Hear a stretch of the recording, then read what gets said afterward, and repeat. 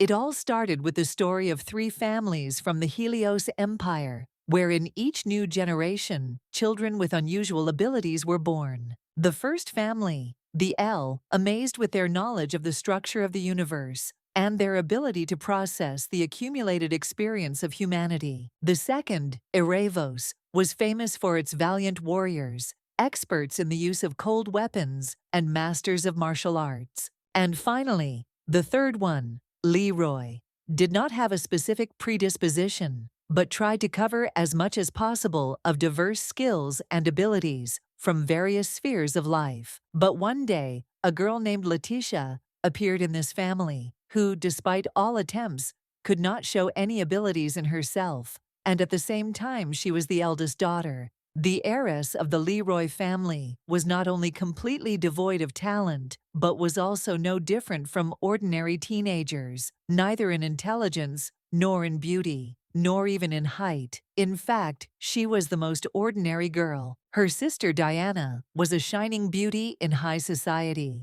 and amazed everyone with her attractive appearance. Brother Emile many times surpassed all others in intelligence, wisdom, and deep knowledge in various spheres of life. Xavier had the same blood as Letitia in his veins, but he was an outstanding fighter and incredibly skilled with his sharp blade. And even little Irene delighted with fantastic successes in magic and the craft of sorcery, having the makings of strong magic. At the same time, Letitia never envied her brothers and sisters. She admired them, was proud of her relationship, and was unpleasantly shocked when she found out that they did not like her and were ashamed of her. The family perceived the eldest daughter as a stain on their reputation, and at some point, the parents decided to abandon the heiress. Her biological father, Marquis Leroy, once summoned his own daughter and announced that he was expelling her from her home. The girl tried to convince him, cried, and begged,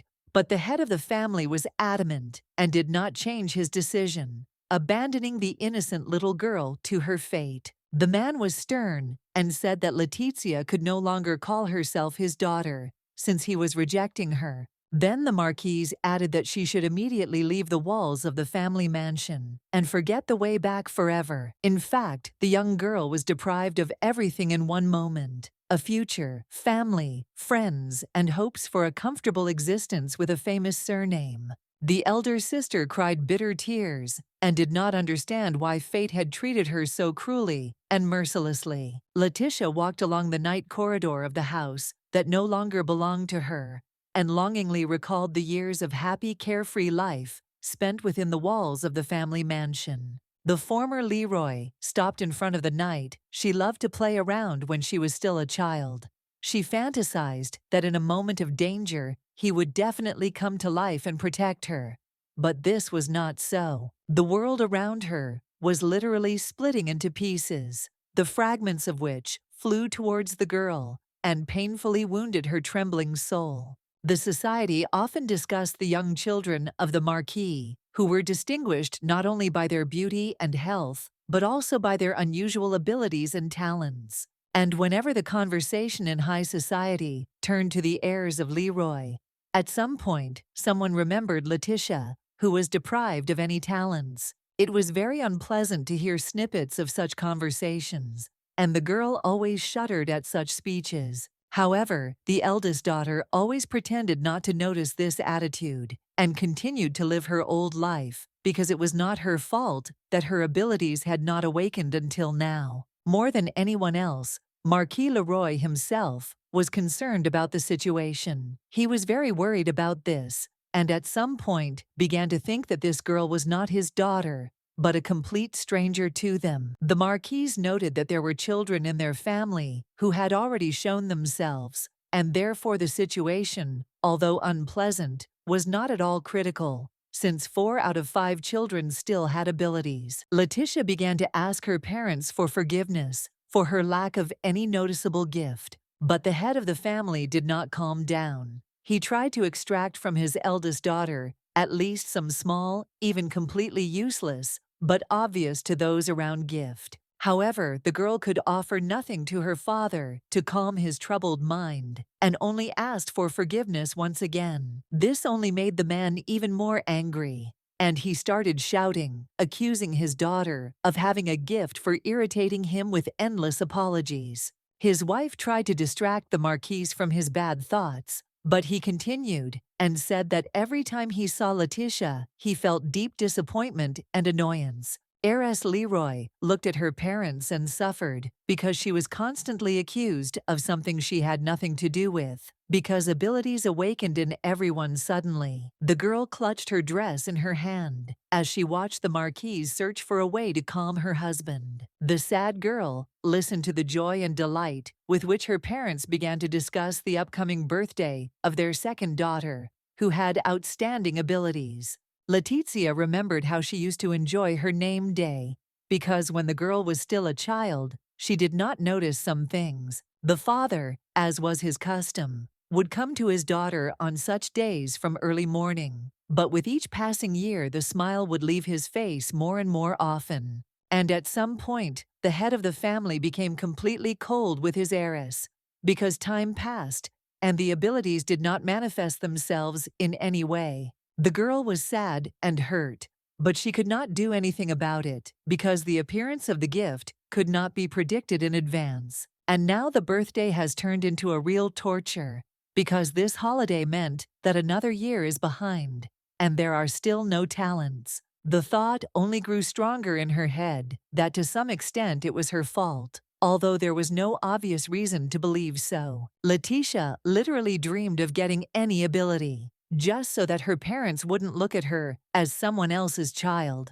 And then her brothers would pay more attention to her than to reading smart books. If she had a gift, they would not turn away from their sister as if she were an empty space, avoiding any conversation or simple communication on abstract topics. And even the youngest sister would look at Letitia as her equal, and not with pity and regret. What can I say? Perhaps even the most beautiful of their family, Diana, would have changed her bold and contemptuous look to a more benevolent one. And this awareness of her own guilt constantly grew in the girl, supported by the attitude of her household, driving the unfortunate woman into a dead end. One day, the older sister was walking down the hallway, looking at her feet, and saw the second daughter's red shoes. Letitia raised her head and met her relative's gaze. Instead of greeting, or even the usual contemptuous silence, Diana said that when she walked down the corridor, Letitia was to step aside without reminders or warnings.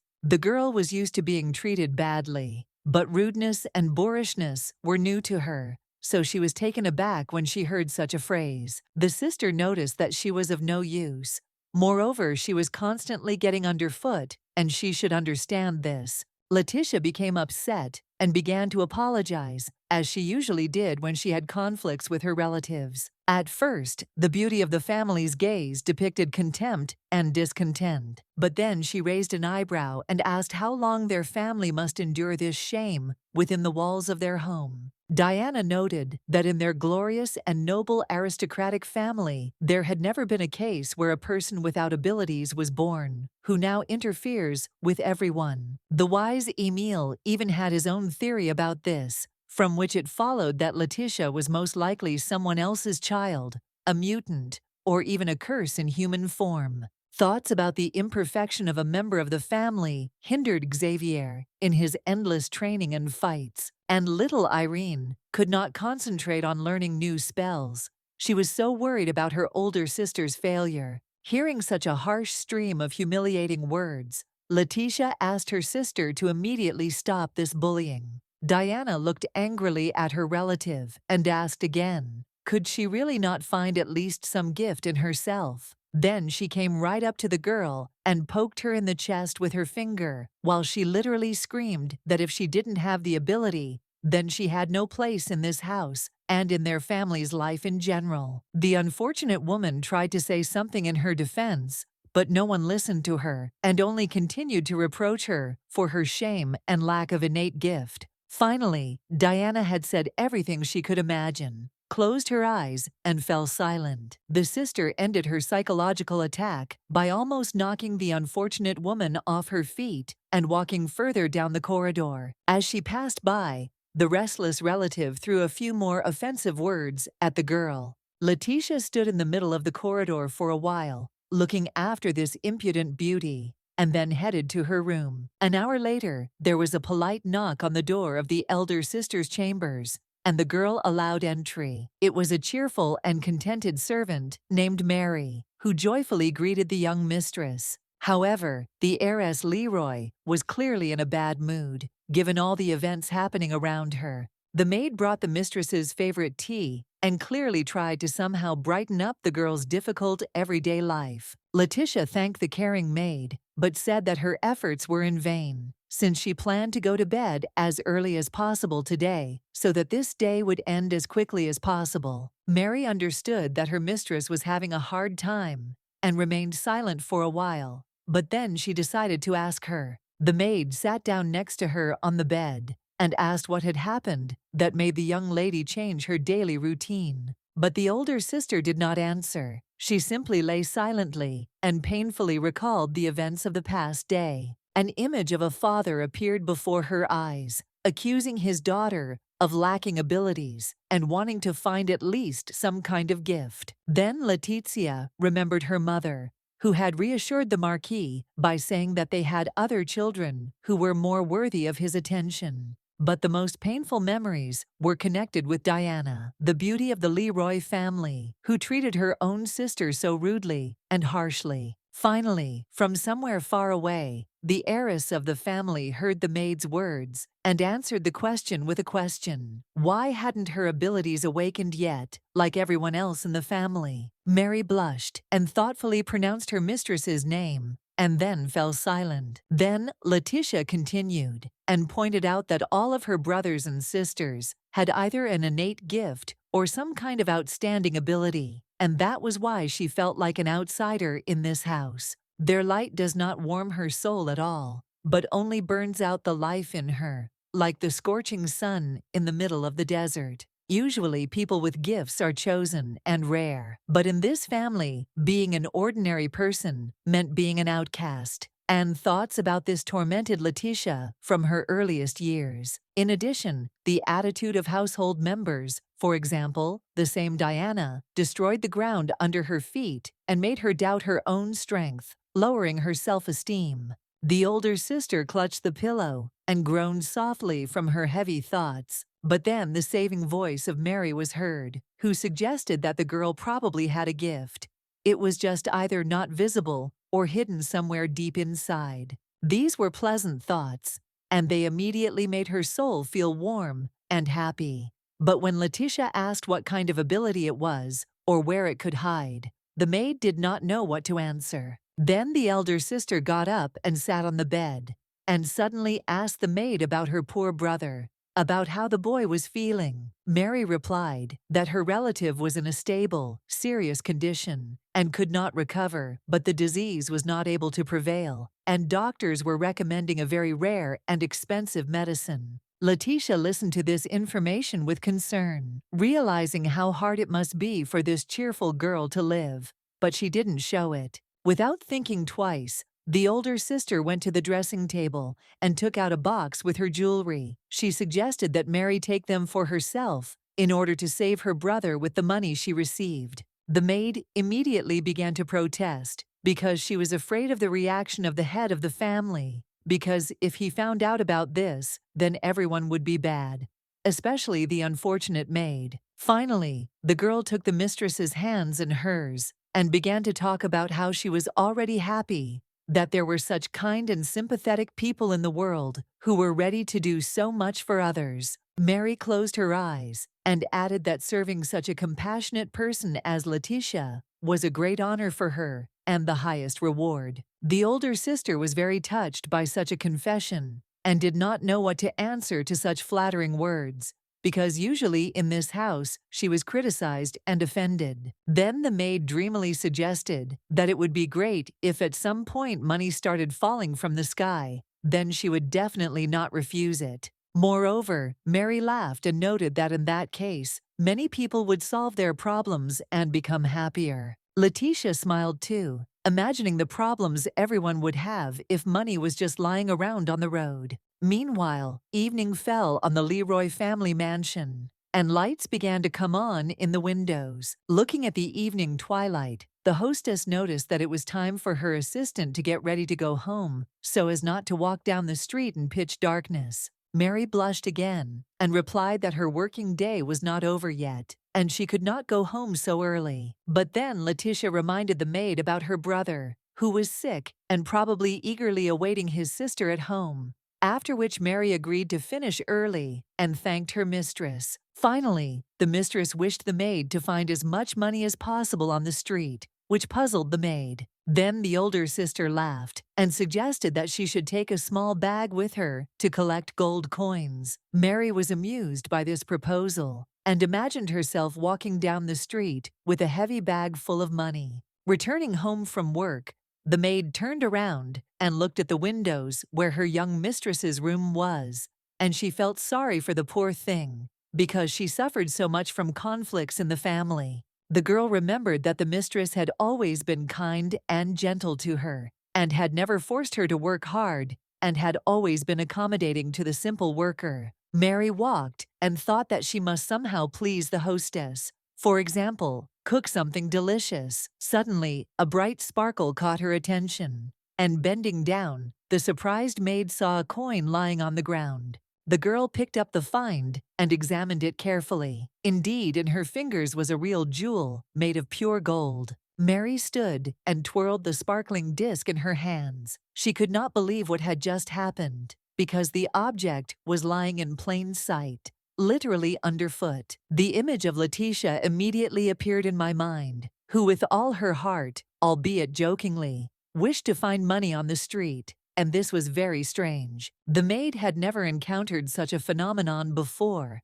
so she assumed that it was just a coincidence. But suspicions crept into her soul. The older sister watched as the handsome young man actively wielded a sharp blade, performing increasingly complex and dexterous fencing exercises. The fighter was distracted for a moment and shared his dreams with the girl, that he sincerely wanted to become a knight of the emperor himself. Letitia raised her fists and said that from this day on she would perceive her fiancé exclusively as a valiant warrior, and one day he would receive the desired status. Several years later, when the boy had grown stronger, matured, and trained, he went to take the exam to become an imperial knight, and the girl spent the entire day dreaming about her victorious hero. Then the elder sister turned away from her memories of the past and asked Mary to give her a handkerchief. The maid was floating in the clouds of her memories, replaying yesterday's discovery in her head over and over again. Finally, the hostess's voice brought the girl out of her thoughtful rummaging through her thoughts.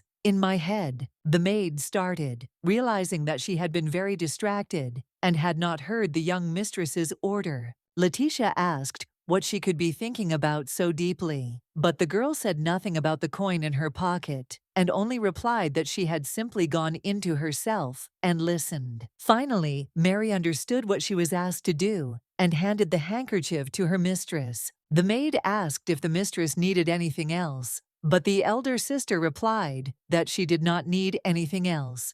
When Letitia went down the stairs, she met a young girl at the very bottom. Diana, of course, was beautiful purely externally, but her cold and contemptuous look spoiled all the beauty and added a shade of depravity to the image. The sister folded her arms across her chest and asked where Letitia was heading at such an early hour, to which the heiress Leroy replied that she wanted to see Levan, since he had an exam today, to which the arrogant girl coldly asked why she needed this. Sincerely surprised by such a bold question, the heiress Leroy could not find anything to answer, but only stared at her relative in amazement. But Diana didn't calm down. She came up close to her sister and even extended her hand to her chest, continuing to say the phrase that she had nothing to do there. A sudden surge of anger washed over Letitia, and she clenched her fist in anger, but then quickly pulled herself together. The older sister asked the offender why she couldn't go to her fiancé to support him on this important day,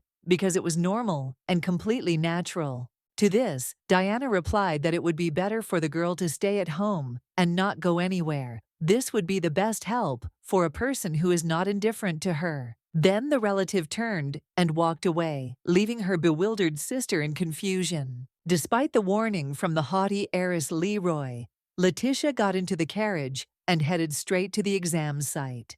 And while she was driving, she constantly thought about what was happening in her family and how her relatives were behaving. Finally, the carriage reached the desired place, and the coachman informed the lady that she could get out, and soon the girl left the vehicle, using the step. After looking around, Letitia began to search for her lover, because she did not know where exactly he was now. Some time passed, during which the older sister wandered around the territory of the educational institution. In search of Levan, she constantly looked back. It seemed to her that he was somewhere nearby. Finally, she saw him. The guy was dressed in a dress uniform and looked just great, but his face expressed grief and some sadness. Letitia joyfully welcomed the brave warrior she had been looking for here for so long, and wanted to support him on his path to becoming a man. Levan asked why she came, and the girl replied that she wanted to be with him at such a crucial moment so that he would feel calmer. However, the guy did not seem happy about his bride's visit. On the contrary, he seemed upset and quietly said that it would have been better for her to stay at home and wait for him there. Letitia seemed puzzled and began to apologize.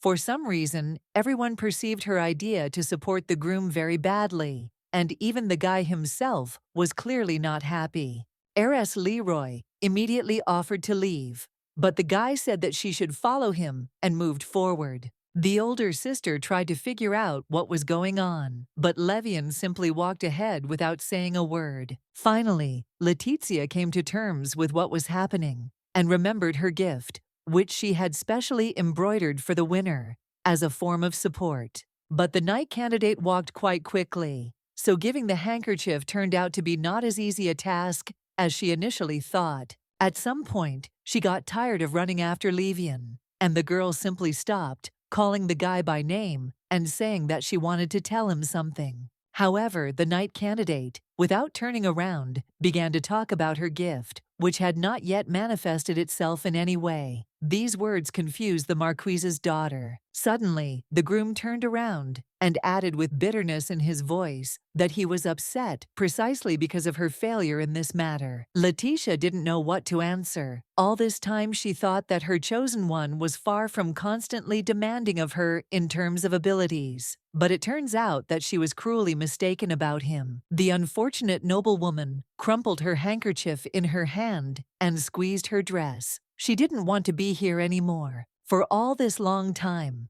from the moment they met, Levan was her support and a ray of light in the kingdom of evil darkness. However, apparently, this dream was destined to soon fade away. The knightly candidate examined the handkerchief and reproached the bride for wasting her free time on trifles like embroidery instead of searching for the hidden gift within herself. Letitia lowered her eyes and quietly said that she had put her soul into embroidering the green pattern on the fabric, and then apologized again. But this did not stop the groom, and he still returned the item. The guy stood there for a while longer, looking at the marquise's daughter with empty eyes, and then said that it was time for him to go, which almost brought his chosen one to tears. As he left, Levan turned around and asked if she knew of any reason why he should stay around her. These offensive words once again touched the girl to the quick, because she could not control the appearance of abilities. And where did that cheerful guy go, who was so happy in her company and always enjoyed spending time with her? Deep in thought, Letitia walked along the alley towards the exit and did not look ahead at all. But a stranger was walking towards her along the road. The marquise's daughter noticed the obstacle too late and tried to avoid the collision, but she failed. Heiress Leroy closed her eyes from yet another unpleasantness. Bad things had been happening to her constantly lately. Letitia realized that the man had caught her and not let her fall.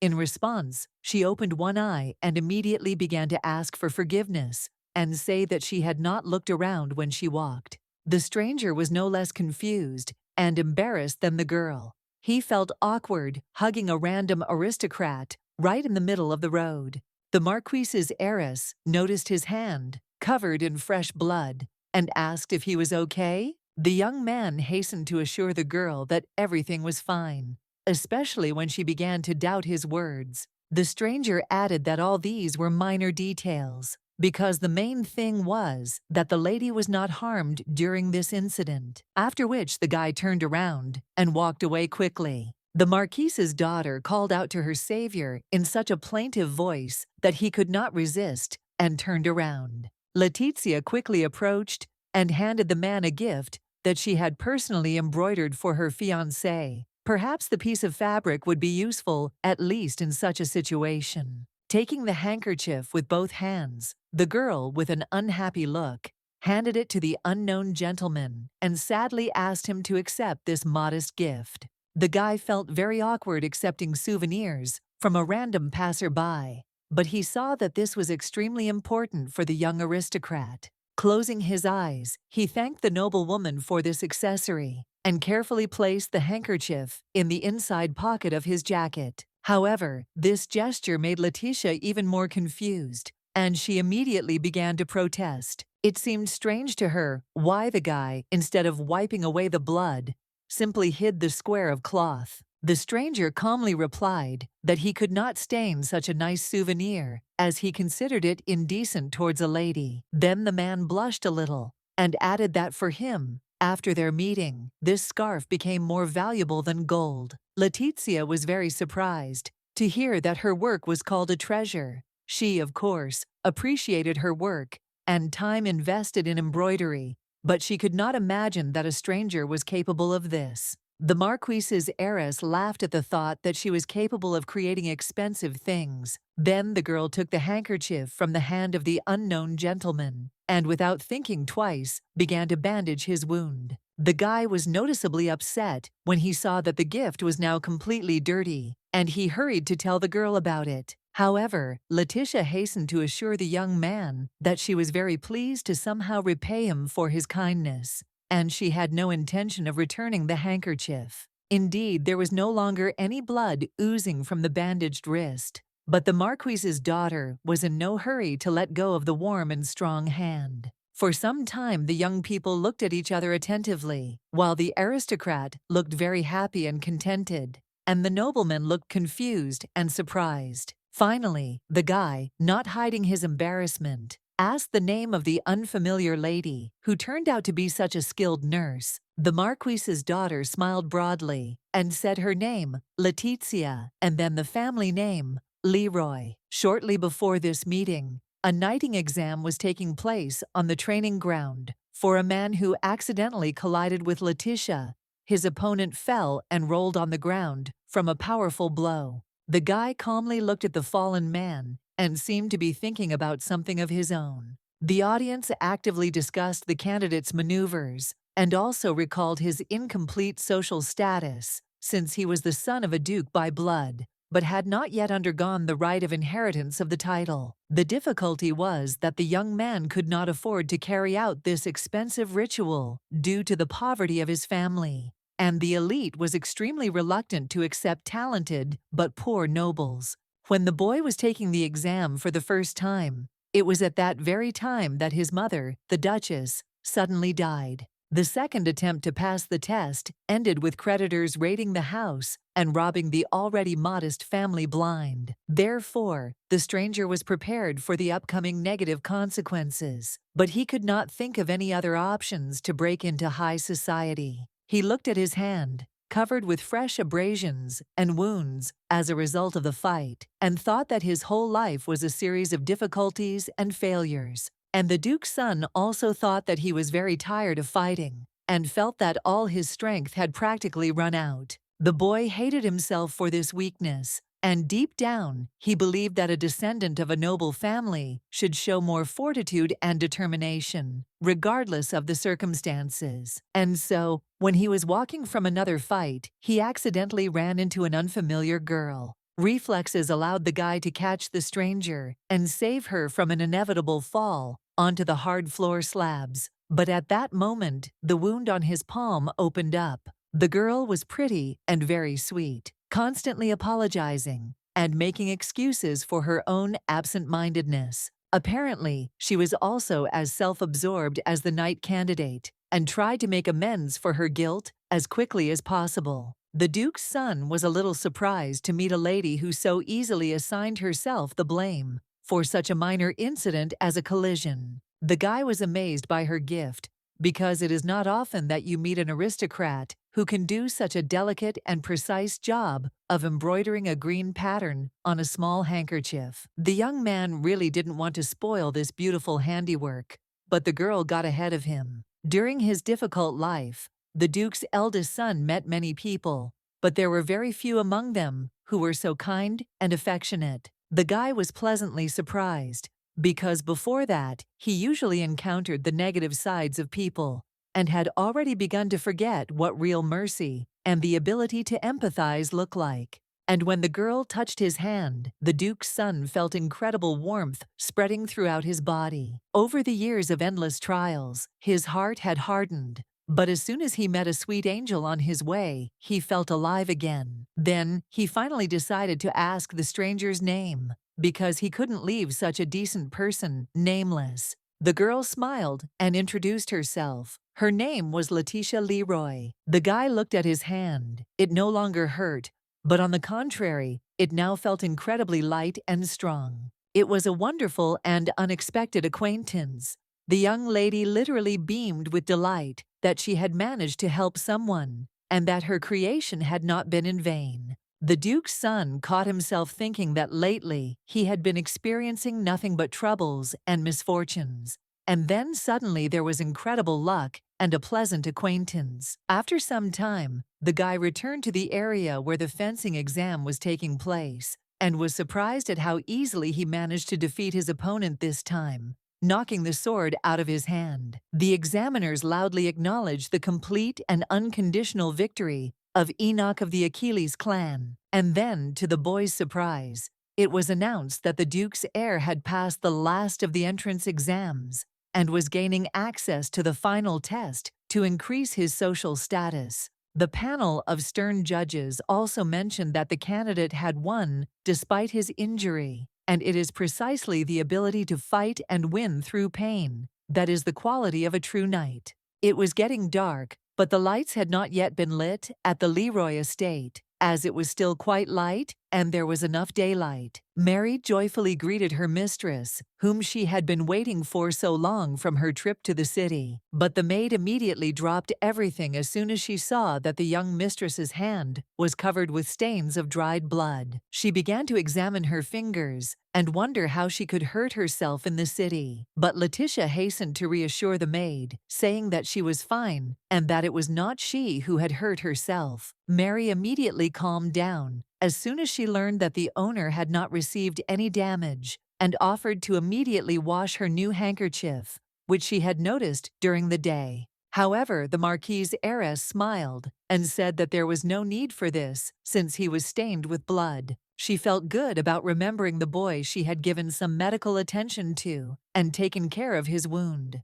Catching the maid's surprised look, Letizia replied that she had given the accessory to a person who needed it more than she did, and besides, it was not her last scarf. Mary reluctantly agreed with the hostess's arguments and returned to cleaning, but then remembered that she wanted to know what gift the mistress was planning to give to her second sister, Diana. But the Marquise's daughter raised her finger and replied that she understood the girl's curiosity, but did not want to reveal her secret ahead of time. There were many guests at the birthday party of the beauty from the Leroy family, and everyone happily congratulated the heiress on this holiday. In her response, Diana thanked those gathered for their attention, warmth, and care, and added that she had never had such a vibrant name day celebration.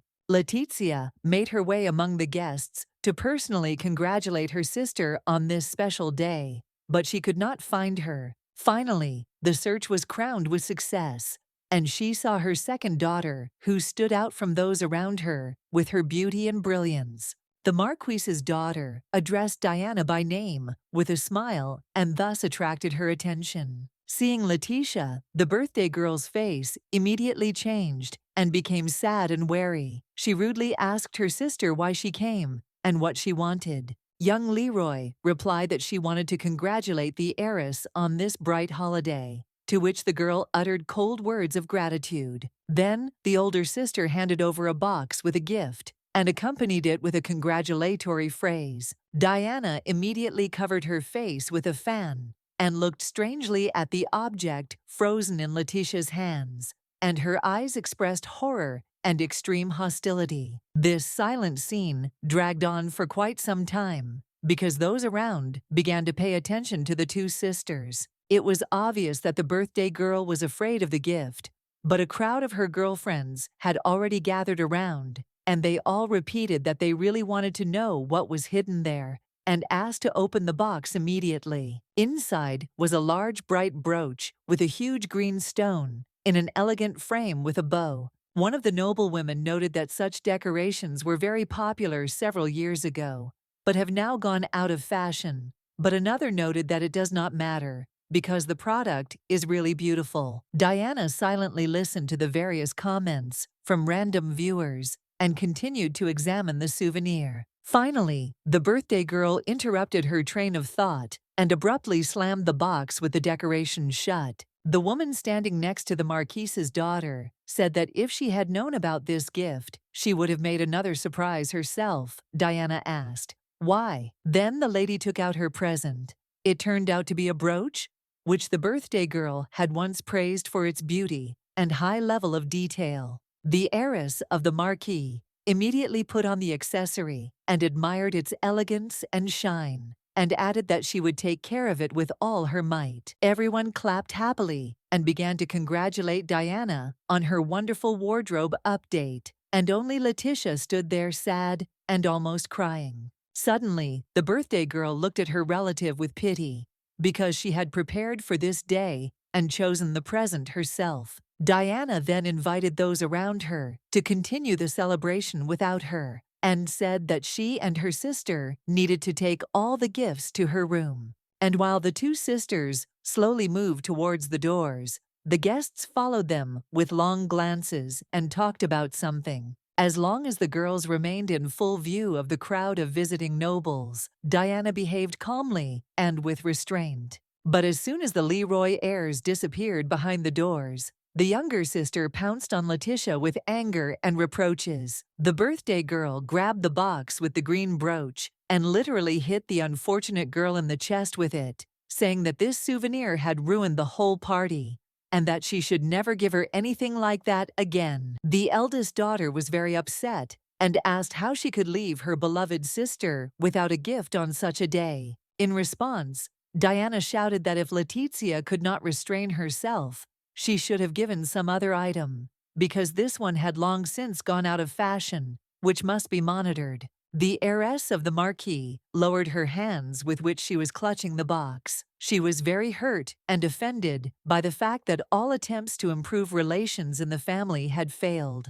To top it all off, the angry birthday girl added that she no longer wants to see Letizia at her future birthday parties. The girl tried to object that she was part of the family, especially the older sister, and to miss such special events was the height of indecency and bad manners. When Diana heard the mention of the Leroy family, she immediately began to smirk and reminded the unfortunate woman that she was an indelible stain on the reputation of their noble house. Letitia replied that she did not understand what was being discussed and asked her sister to express herself more clearly. The birthday girl closed her eyes and replied that, in addition to the lack of any gift, her relative also lacked intelligence and resourcefulness, since she allowed herself such antics. Her hand tightly clutched the hard box where the brooch rested, which the girl had been thinking about for several months, because her only desire was to please her ungrateful sister. But Letizia wasn't angry at the birthday girl.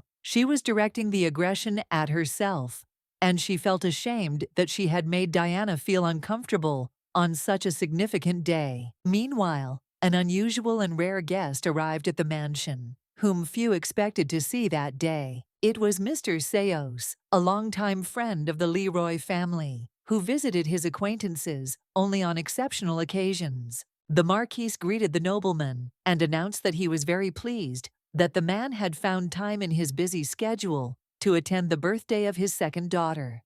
Seos replied that he could not miss such an important day and smiled kindly when the head of the clan introduced him to the birthday girl, who soon approached them. Diana smiled warmly and literally glowed with happiness. She gave her name and expressed sincere joy about the visit of such a serious person to their home. Casting an irritated glance at his eldest daughter, the Marquis ordered her to also come up and greet the guest. The girl came up and stopped at some distance, not daring to come closer, and then introduced herself. A few minutes later, Letizia asked everyone for forgiveness and, citing poor health, asked permission to leave the celebration. The father was very unhappy with her request and reproached his daughter for not even being able to celebrate her own sister's name day with her presence. Seos had been watching the girl closely all this time, and kindness and good attitude could be seen in his gaze. Then Diana asked permission to leave the men to join her peers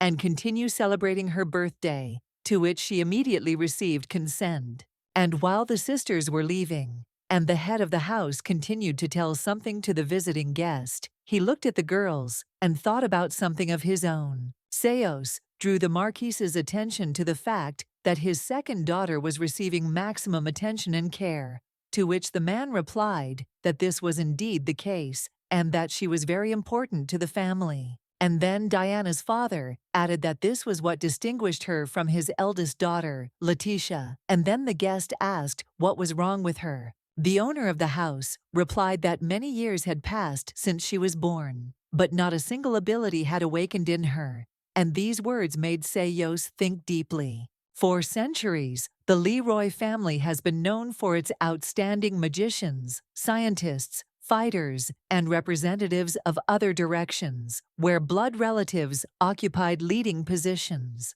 And there have never been any cases where children were born into a family who were deprived of any outstanding talents. Seos asked the Marquis about Letizia again, and then expressed a desire to personally talk to the girl, but not today, but another time, when the time was right. The guest found it very strange that such an outstanding family had produced the most ordinary girl, and he wanted to understand this unusual situation. Once upon a time, many years ago, when the Leroy family was going through hard times, the Marquise was carrying a child under her heart. At the same time, the new project of the head of the family failed, and the family found itself on the brink of financial disaster. To top it all off, the birth was very difficult, and as a result of the birth of her first child, Letizia, the doctors told the Marquise that she would never be able to become a mother again. However, after some time, the head of the Leroy clan managed to conclude an extremely profitable agreement, and financial problems left their house forever. In addition, the mother's body began to recover rapidly, and very soon the woman regained her lost health. And with each year, the family grew stronger and became richer and more powerful, growing not only with material goods, but also with new children, of which there were already 5. Naturally, all this time, the head of the family was asking himself the same question. What was the reason for this unprecedented rise in success, well-being, and health? The result of these reflections was the parents' opinion that the source of luck was Diana, their second daughter, since in terms of time, it was her birth that coincided with the joys that had befallen them. The Marquis expressed this thought during his next meeting with Mr. Seos, insisting that their family's success began with her birth. The guest listened attentively to the owner of the house and drank aromatic tea, and then asked what unique ability Diana had. The Marquis proudly said that her gift was to create a rain of flower petals, usually from red roses. And while the head of the house was enthusiastically talking about this ability, Seos thought that his friend was literally obsessed with the second daughter and asked about Letitia because she seemed nice to him. The Marquis simply waved it off and called the girl a shameful stain on the family's biography, meaningless and useless, to which the guest noted that one cannot be so cruel to one's own children. The owner of the house replied that although she was his blood, in the eyes of others she was inferior, and therefore he was even thinking about ending her engagement. Seos was very surprised by such words and asked his friend again if he really wanted to destroy the alliance between the families that had been connecting Letitia and Levan for many years. To which the Marquis coldly added that it would not be exactly a break. He would simply exchange Letitia for Diana in this agreement, since in his opinion, this would be correct. The guest was outraged by this idea and said that if the head of the family, Leroy, carried out his plan, he would make a terrible mistake that would be impossible to correct. Barrett did not respond to his esteemed friend's objection, and then Seos said that it was time for him to leave. But before that, he would like to take a walk around the Marquis's estate. The owner offered to keep the gentleman company, but he politely declined, citing the fact that he had been there many times and wanted to walk alone. The Marquis watched his guest and thought that their conversation had not been as pleasant as he had planned. The man's memory flashed back to when his first daughter was still a baby. Then 2 moments coincided. The Marchioness was holding the baby in her arms and telling her that a letter had arrived demanding that she pay off the debt. Barrett became very angry about this and unconsciously began to associate the problems with the first child. But by the time Diana was born, things were looking up, and that also created an unbreakable bond within the man. Especially when the head of the clan received the long-awaited letter, which stated that he had agreed to conclude an extremely profitable deal with him. And the young father, automatically, without thinking, attributed all further successes in the family's life to the birth of his second child. Now Barrett's thoughts were occupied with how to discuss with Marquis L, as delicately as possible, the planned rearrangement of brides so that Diana would marry Levan instead of Letitia. Sometime later, when the family was having dinner at the table, the father asked his second daughter how she had spent the day. The girl smiled and told about how they had a nice conversation with the heir of the Marquis of Elam, drank tea, and had a good time. Letitia, who was sitting opposite, almost dropped her cutlery at this news because Levan was her fiancé. Barrett said that it was very good, and Diana added that the guy gave her a souvenir for the past holiday and apologized for not coming to her birthday. The second daughter fixed her hair and showed her new bracelet on her wrist, which she received from the son of the Marquis of Elam. The older sister stopped eating. She sat with her mouth wide open and could not believe that this was really happening to her. It turns out that Levan came not to her today, but to her relative. Letitia sat at the table, but did not hear how her brothers and sisters vied with each other to tell their father about their successes in their studies, magic, fencing, and knowledge of the world. She thought about the fact that her fiancé was no longer hers. The girl felt unwell, because it was a real nightmare to live in a house where not only did your family and friends dislike you, but they even allowed themselves to openly knock the last support out from under your feet. Finally, unable to bear the abuse, the eldest daughter stood up and asked permission to leave the shared meal, citing poor health. The father gave silent consent and watched coldly as his own daughter, reeling from nervous shock, left the table. When the door closed behind the older sister, the man turned to Diana and asked what she thought of the young heir of the Marquis of Elam. And, without waiting for an answer, he added that he wanted to discuss with her the idea of concluding a marriage union between his second daughter and Levan.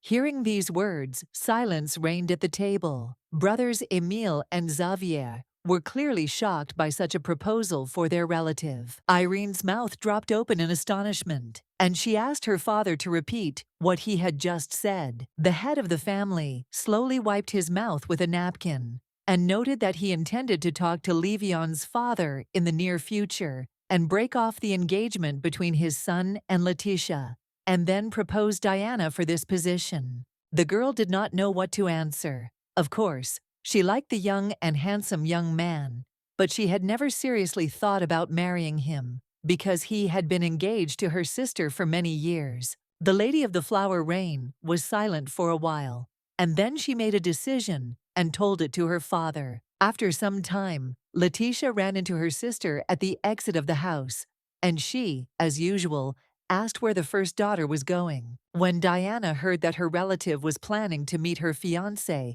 Levan, she smiled and began to giggle. And then she closed her eyes and began to sigh. This behavior seemed strange, and Letitia asked, "What's wrong?" But the sister did not answer, but continued to grimace. Then the girl repeated her question in a raised tone. For quite some time now, a painful thought has settled in the soul of the elder sister, as if she had fallen into a sticky web, which is not so easy to see, but its strong threads secretly fetter her every movement. Suddenly, Diana took a step and came very close to her relative, although before she tried to keep as much distance as possible. Moreover, the heiress of the Marquis put her hand to her mouth and began to whisper that she really felt very sorry for her sister, although the face and behavior of the mistress of flowers said the opposite. Letitia timidly asked to explain these words, but the beauty only smirked and remained silent. Then Diana did something she never allowed herself to do. She touched her shoulder and adjusted the hem of her dress, adding that these words were just a joke that should not be taken seriously. To top it all off, the girl waved to her sister and wished her a joyful meeting. Letitia knew that the clouds were gathering over her, but she didn't know what was going to happen or what she should do in such a situation. Meanwhile, the weather outside was excellent, and nothing foreshadowed trouble. The bride was getting ready for another meeting with her groom, but in her head, she kept replaying her recent conversation with her sister. Finally, the first daughter, Leroy, arrived at the scene and opened the door with her hand to enter the hall, where Levan was waiting for her. The guy was sitting on the sofa and drinking tea. He sluggishly greeted the guest, and his face reflected sadness and melancholy. Letitia was genuinely glad to see the young man. She really had warm feelings for him, and when she entered, she immediately asked how he was doing. The son of the Marquis of Elam was clearly not in a good mood, and continued to drink tea, and answered the question with the excuse that everything was as usual for him. Then the girl asked him directly why, when he had last come to their house, he had only stopped by to see Diana, but had not even stopped by to see his fiancé, even though she had missed him. After which Letitia added that such an act upset her very much, and she still cannot calm down. However, Levan remained silent, and the girl decided to change the subject, smiled happily, and asked about his training in military craft. Instead of answering, the groom began to reproach the girl for frivolity and carelessness, which greatly surprised the heiress of the Leroy family. The guy, in turn, noted that one cannot be so blind and not notice the obvious, and then directly said that he was worried about the fact that the heads of their families were discussing calling off the engagement. In shock, the girl grabbed the hem of her dress and squeezed it tightly, after which she began to mumble that this was impossible, that this couldn't be, and how could this be? Levan looked coldly at his bride and replied that these were not the words he expected from her, and if she had no others, she would be better off returning to her home. A chill ran down Letitia's spine, and she asked her fiancé if he agreed with the divorce and if they could influence anything themselves. The guy closed his eyes, lowered his head, and remained silent. Two feelings were fighting inside him: the memory of past years spent together, and the pressure of those around him. After all, just recently, the bride and groom were happy being in each other's company and enjoying joint walks, entertainment, and small joys. Finally, Levan began to speak. He said that the days of their carefree childhood were gone forever. It was time to grow up, stop being childish, and make serious decisions. Then the young man added that Letitia must understand one simple thing: doing the right thing is not always easy and pleasant. Deep down, the Marquise's daughter already understood what her fiancé was getting at, and bitter tears immediately began to flow down her cheeks. But she still asked what he wanted to say with this phrase. The guy stood up silently and looked longingly at his bride, with whom they had spent so many bright days. And then he replied that the best solution in the current situation would be to dissolve their marriage. These words literally burned Letitia from the inside, after which the whole world that she had built around this wonderful man crumbled like a house of cards. But at the same time, clarity came to the Marquise's heiress, because all her sister's words, hints, and the silence of her household, all of this now fit together into a big, terrible puzzle, where there were practically no gaps left. A cold horror began to cover the ex-bride, like a dark veil,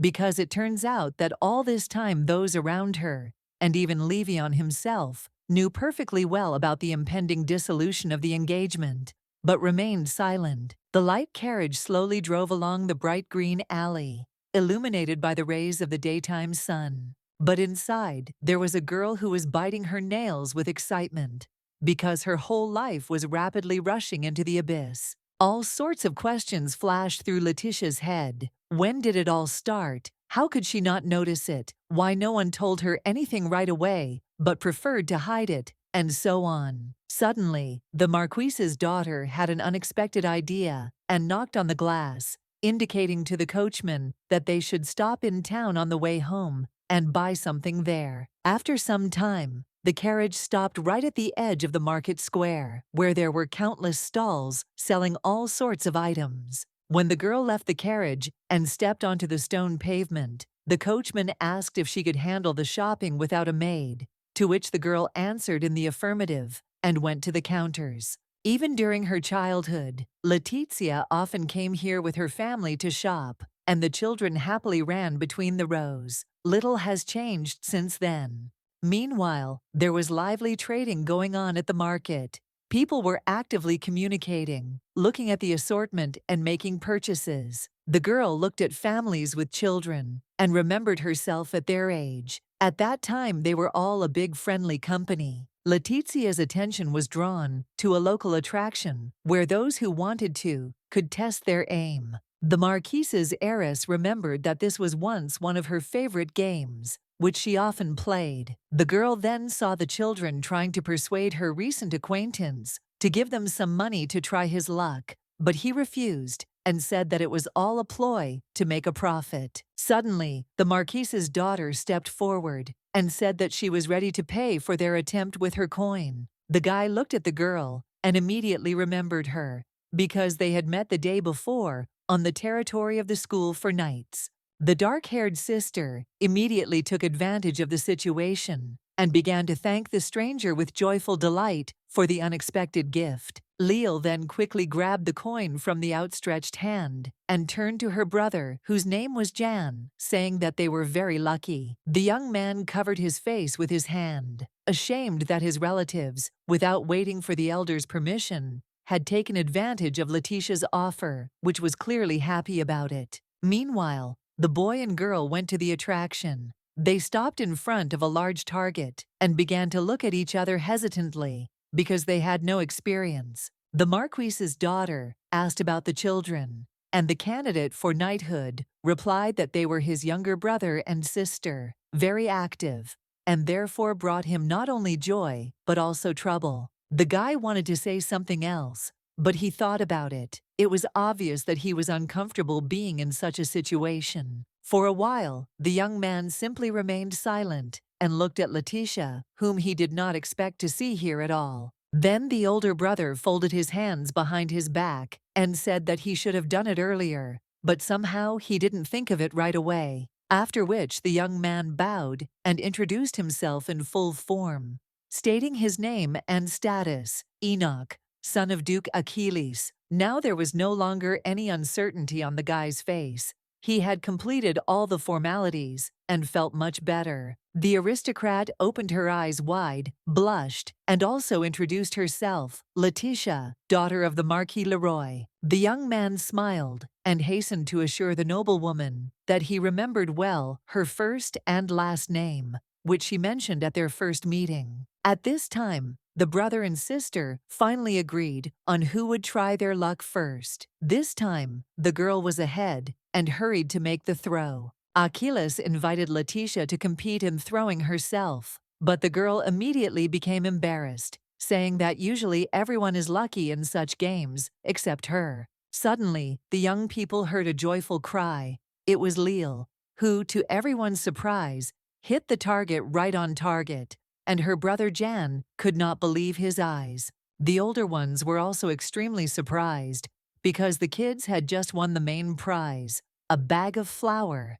Letitia smiled and said that she was very pleased to see the joy on the children's faces, but even more pleased that she had contributed to it. Enoch said that children's delight was truly a serious reward for any work, and his brother and sister looked at each other and still could not believe what had happened. Then the children remembered that they had forgotten to introduce themselves. The first to respectfully introduce herself was the girl Leal from the Achilles clan. Jan also tried to perform the required ritual, but his sister immediately interrupted him and introduced herself, calling him a spoiled and lazy child. And while Letitia was introducing herself, Enoch's sister looked at her carefully. The Marquise's daughter asked what she was thinking about at that moment, because her gaze seemed very mysterious to her. Instead of answering, Leal grabbed her older brother and new acquaintance by the arms and said that their meeting today was a gift from fate,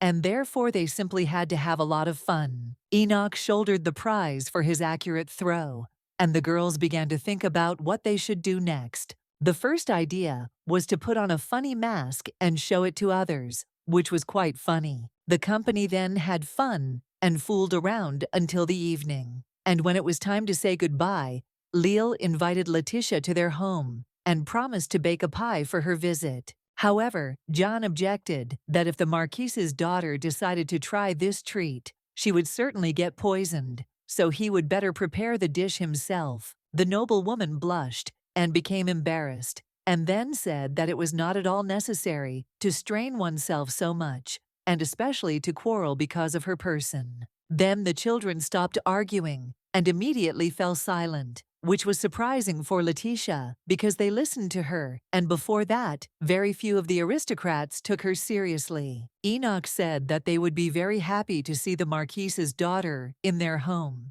because she was now a friend of the Achilles family. The girl was very pleased with this attention, because these people looked at her as an equal and interesting person. The carriage returned home late, when the full moon had already risen. But this did not bother the young noblewoman much. Letitia sat in the carriage and thought that she had not had so much fun for a long time. She especially liked the feeling of being in the family circle, where you are respected, appreciated, and listened to. Once upon a time, a long time ago, her own family treated her just as warmly, and the house was full of joy and fun. And even Diana was once affectionate and kind, showed love and care for her older sister, and treated her completely differently than she does now. Then Letitia began to think about the son of Duke Achilles, and what a happy family the young aristocrat had. Soon the carriage drove up to the house, and the girl, realizing what had happened,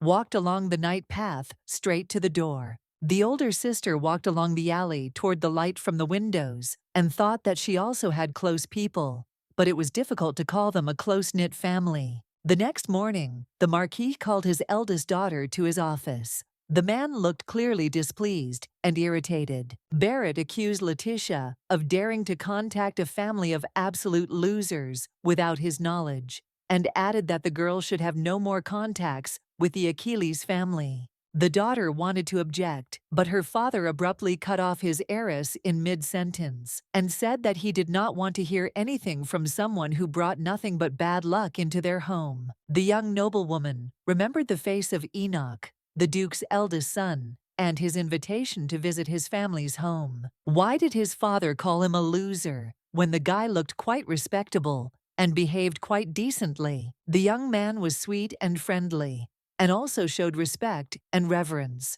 unlike Leroy's household. So why should she humiliate herself by depriving herself of communication with him? After some time, Letitia went to an unexpected meeting with a friend of her family, Mr. Seos. The gray-haired old man was sincerely glad to see her and praised her for the fact that the girl managed to come to him at the first call without delay. Looking at the girl's friendly face, the man said that he wanted to discuss one very important issue with her. Seos noted that she herself had probably thought about this many times over the past years, namely about her abilities. Letitia was surprised by such a topic for dialogue, and the noblewoman's insides sank because she was used to the fact that those around her usually began to blame her for all the troubles and failures, talking about her non-existent gift, standing in the middle of a green alley, under the overhanging branches of trees. The girl, as usual, began to justify herself and apologize. Seos said that the world around us is not as simple as it might seem at first glance, and sometimes, in order to understand and comprehend something, years of training and personal experience are needed. Then the man invited the girl to share a meal with him at the table, because it was difficult for him to stand on his feet for a long time due to his advanced age. Letitia sat down, took a cup of tea, and looking at the family friend, frankly admitted that she had no abilities, which everyone had known for a long time. Seos looked at the tea and saw a petal fall from a tree onto the surface, and added that it was too early to draw such conclusions, because she was so young. Perhaps something was already happening around her unnoticed. The Marquise's daughter replied that indeed, her life sometimes seemed very strange, as if she were going through some kind of bad luck streak, while others were constantly lucky. The elder looked seriously at his interlocutor and asked how long ago these problems began, to which the girl replied that as soon as she passed from childhood to a more conscious age. The man noted that it was indeed a long period of time, and then began to recall the personalities that had been born into the Leroy family. In this glorious family, talented children often appeared, but not all abilities were useful, applicable, and noticeable, such as a thirst for knowledge, magic, or military craft. Not every descendant of the family could boast of socially useful gifts, such as artists or writers. There were also those whose skills brought only troubles and disappointments. Then Seos lowered his voice and said that there was a possibility that Letitia should not develop her abilities and awaken completely, because maybe she had already awakened them. The older sister was shocked by such words. She had long since come to terms with the fact that she could not do anything, and then suddenly she learned that she could have a negative gift. The girl could not stand it and jumped up from her seat. She leaned on the table and screamed that she could not bear to live in such conditions, and she must definitely know what abilities she had. The Marquise's daughter did not appear aggressive or angry. Rather, she was upset by the bad news, and therefore hopefully clung to any opportunity to shed light on the dark area of her life. A family friend saw that the first child of the family, Leroy, was driven to despair by the cruel treatment of those around him, and did not know how to help in this situation, because he only had assumptions. The ongoing dialogue was observed by a maid who secretly eavesdropped on the conversation between Seos and Letitia, hiding behind a large green bush in the garden. True, the girl was unable to overhear the entire conversation. Some phrases were very quiet, but based on individual words, the maid came to the conclusion that the elder sister's gift was to bring misfortune. The conversation between a family friend and the Marquise's daughter on the territory of the Leroy family mansion actually ended in nothing, leaving even more questions. Letitia returned to the house and began to cook food, wondering whether she had any abilities or not, or maybe what she did have shouldn't be brought out for everyone to see. While stirring the dough, the girl thought that if she did possess some kind of dark gift, then it was still a talent that needed to be taken into account and its owner treated with respect. The aristocrat was so immersed in her own thoughts that she did not hear her name being called. It was Mary. She had been standing at the kitchen threshold for some time and trying to attract the attention of the hostess.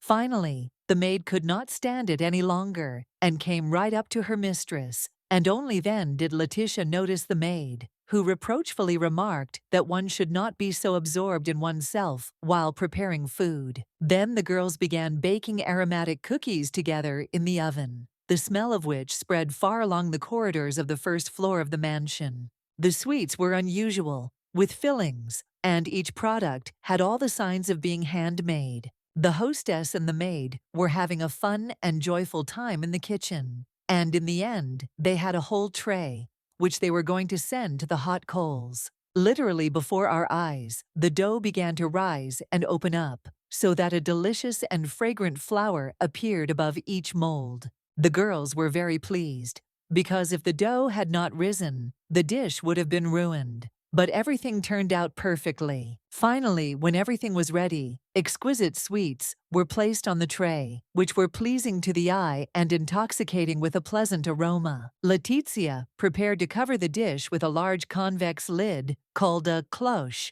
and said that she wanted to take the delicacy to her loved ones.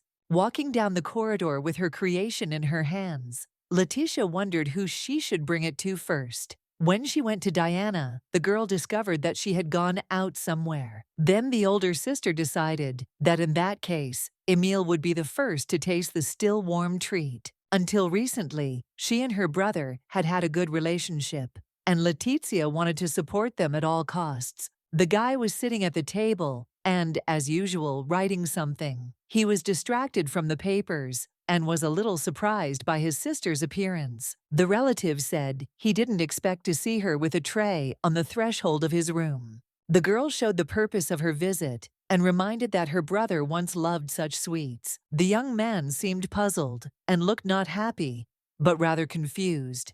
And then he replied that he was a bit busy at the moment for a snack. Letitia apologized for distracting her brother from his work and tried to leave his room as quickly as possible. Leaving Emile's chambers, the girl stopped and exhaled, and then began to think about who would be the second owner of the sweet dessert. The noble woman caught herself thinking that she had expected a completely different reaction from her brother, but she decided not to be upset and continue her journey with cookies for the family. The image of Irene, the younger sister, who always loved sweets, immediately appeared in my head, and therefore the choice fell on her. The little girl still had a sweet tooth, so one might expect that her reception would be warmer. As soon as Letitia saw the young heiress Leroy walking down the corridor to her room, she immediately called her name. The little girl turned around and asked why her sister had come. The girl looked confused. The little sister's big eyes looked straight ahead, and with some surprise, there was neither joy nor sadness in them. The girl lifted the lid on the tray and said that she had prepared Irene's favorite treat, fruit cookies with figs, and suggested that they try it together. The sister looked at the food, apologized, and replied that she couldn't stand figs and also avoided any cookies in her diet. And when Letitia was surprised, reminding him that she had liked them just recently, the girl suddenly screamed that she hated sweets and did not understand why she had to repeat it. Then the younger sister asked not to bother her with such trifles anymore and quickly ran away. The Marquise's daughter was shocked and only muttered words of apology. She thought that her brother had received her coldly, but it turned out that everything could have been much worse, which was just proven by Irene. Some time later, the maid who had been eavesdropping on the conversation in the garden found her friend having a snack in the backyard of the mansion. The maid asked the girl what she was eating, and she replied that the young master Emile had treated her to the most delicious cookies. Then the gossips began to discuss the conversation between Mr. Seos and Mrs. Letitia, namely that the girl's ability had finally awakened. But this gift was a real curse, because it brought misfortune. The elder sister was walking in the garden and enjoying the beautiful weather. The sun was shining brightly, and the sky was clear and blue, with small white clouds. Suddenly, the girl's attention was drawn to a white dove, which was flying not just like that, but with some specific purpose. Letitia followed the bird and saw a whole flock of birds that were animatedly pecking at some prey. The girl became curious about what had attracted the pigeons' attention, and she came even closer, trying to see their food. The older sister was shocked by what she saw and even opened her mouth wide in amazement. The birds were pecking at the very same sweet-filled cookies that she had lovingly prepared for her family.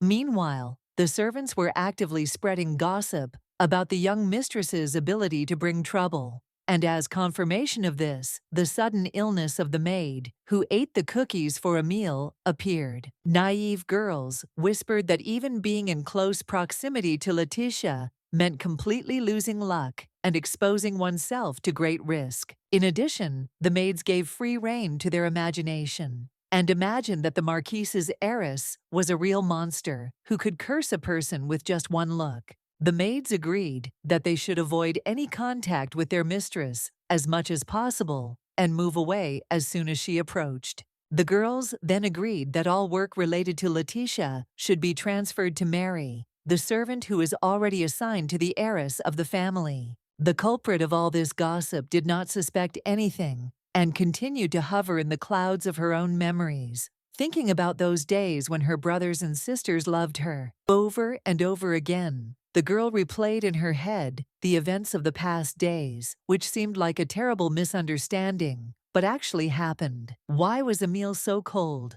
and didn't try the baked cookies? For what reason did Irene change her preferences and give up sweets and do it so rudely and emotionally? There is no need to remember Diana, because she has long since openly demonstrated her dislike for her older sister. And while Letitia's thoughts were somewhere far, far away, her legs walked on their own, obeying some unknown call of the heart. She didn't even remember how she got into the carriage and gave the address. At some point, the girl realized that she was standing on the threshold of an unfamiliar mansion where she had never been before, although inside the Marquise's daughter already understood that this was the house of Duke Achilles. A young female face appeared in one of the windows on the first floor. It was Leal, looking at her new acquaintance with surprise. The sister turned to her brother and asked what they should do, to which the boy replied that in that case, they should go out into the yard and greet the guest. Hearing such advice, the Duke's daughter immediately ran out into the street to joyfully greet Letitia. The dark-haired girl extended her hands to her older friend with such delight that she was a little confused. It was quite unexpected to feel the strong embrace of a sincere person against the backdrop of the hostility in which the heiress Leroy had long lived. The brother tried to calm his younger sister down a little, but she was convinced that the guest had come to play with them and have a good time. And then, Leal admitted that she missed Letitia very much. These words touched the girl to the quick, because at home, no one had missed her for a long time.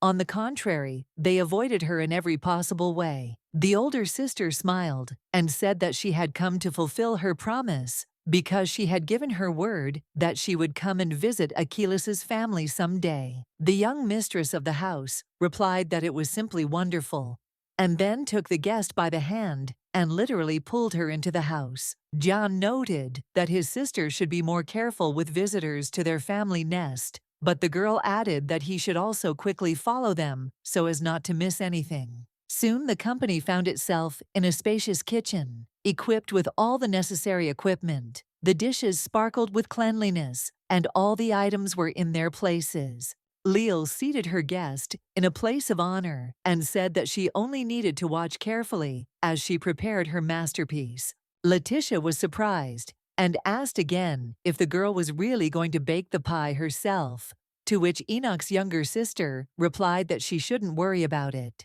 The Marquise's daughter smiled when she heard Jan ask the girl to calm down, because her older brother had strictly forbidden the children to make a mess in the house, and especially in the kitchen. However, despite the objections, Leal readily set to work, and her brother only threw up his hands, adding that his sister was an extremely stubborn person, with which Letitia immediately agreed. The guy added that if the guest felt the slightest discomfort from this fuss, he could stop everything immediately. She just had to tell him about it. And then the young man added that his sister is, of course, a good and sociable lady, but sometimes she acts too straightforwardly and decisively, which can cause misunderstanding and rejection among people she doesn't know well.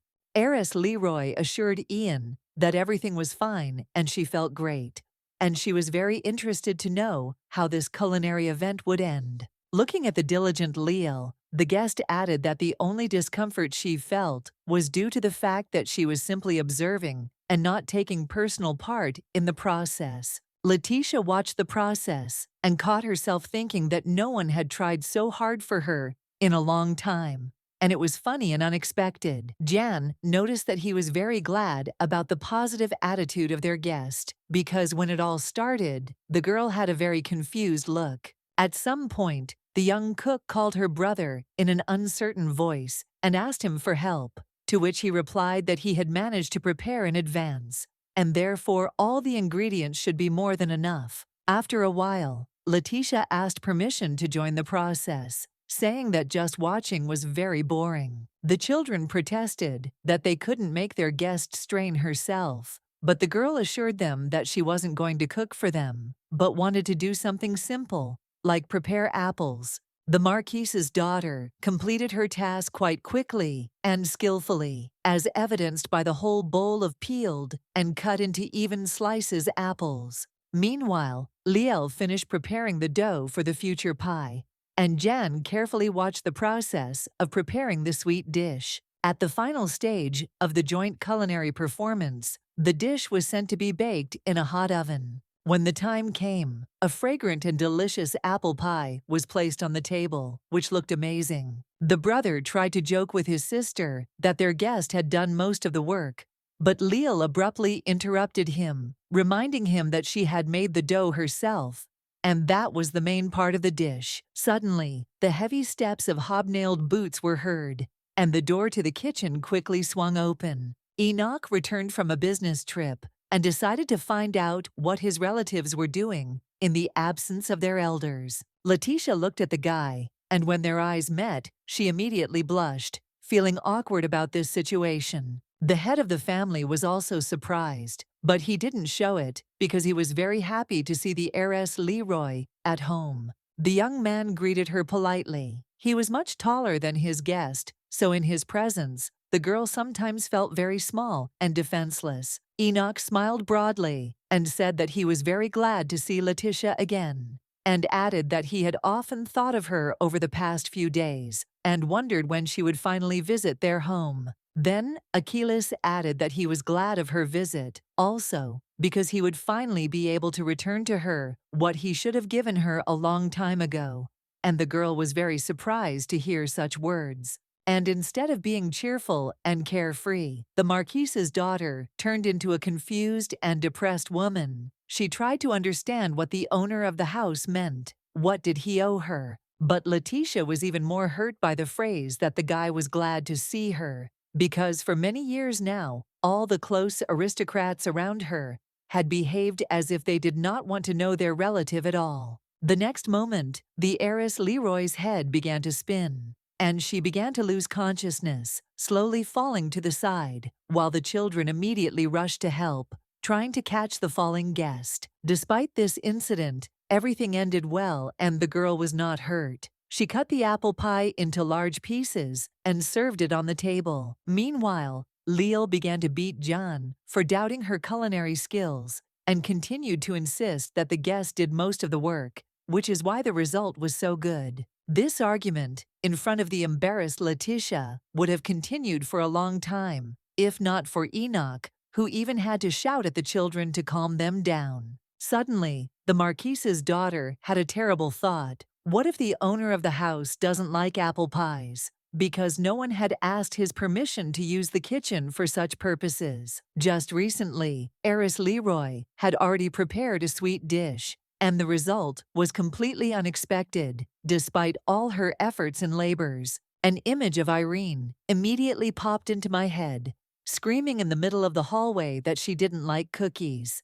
Was it all because of the sweets, or was there some other reason for that childish tantrum? Then, Letitia held out a tray with a large piece of fragrant pie on a plate, and said that it was not at all necessary to eat it if someone did not want to. It was their complete right. Enoch took the dish from the girl's hands and began to examine it carefully, as if he was not going to eat the sweet treat, but to study it. The Marquise's daughter froze in agonizing anticipation. She did not know whether to be happy or sad, because after recent events, she was mentally prepared for any reaction to her culinary creation. The guy smiled and replied that it didn't matter whether he wanted to eat the pie or not, since the work of his loved ones was put into it, so he simply couldn't refuse and had to eat it all. It was a very strange and very ambiguous answer, so the guest decided that she should wait for the reaction after tasting the dish and began to watch as the host of the house devoured the sweetness.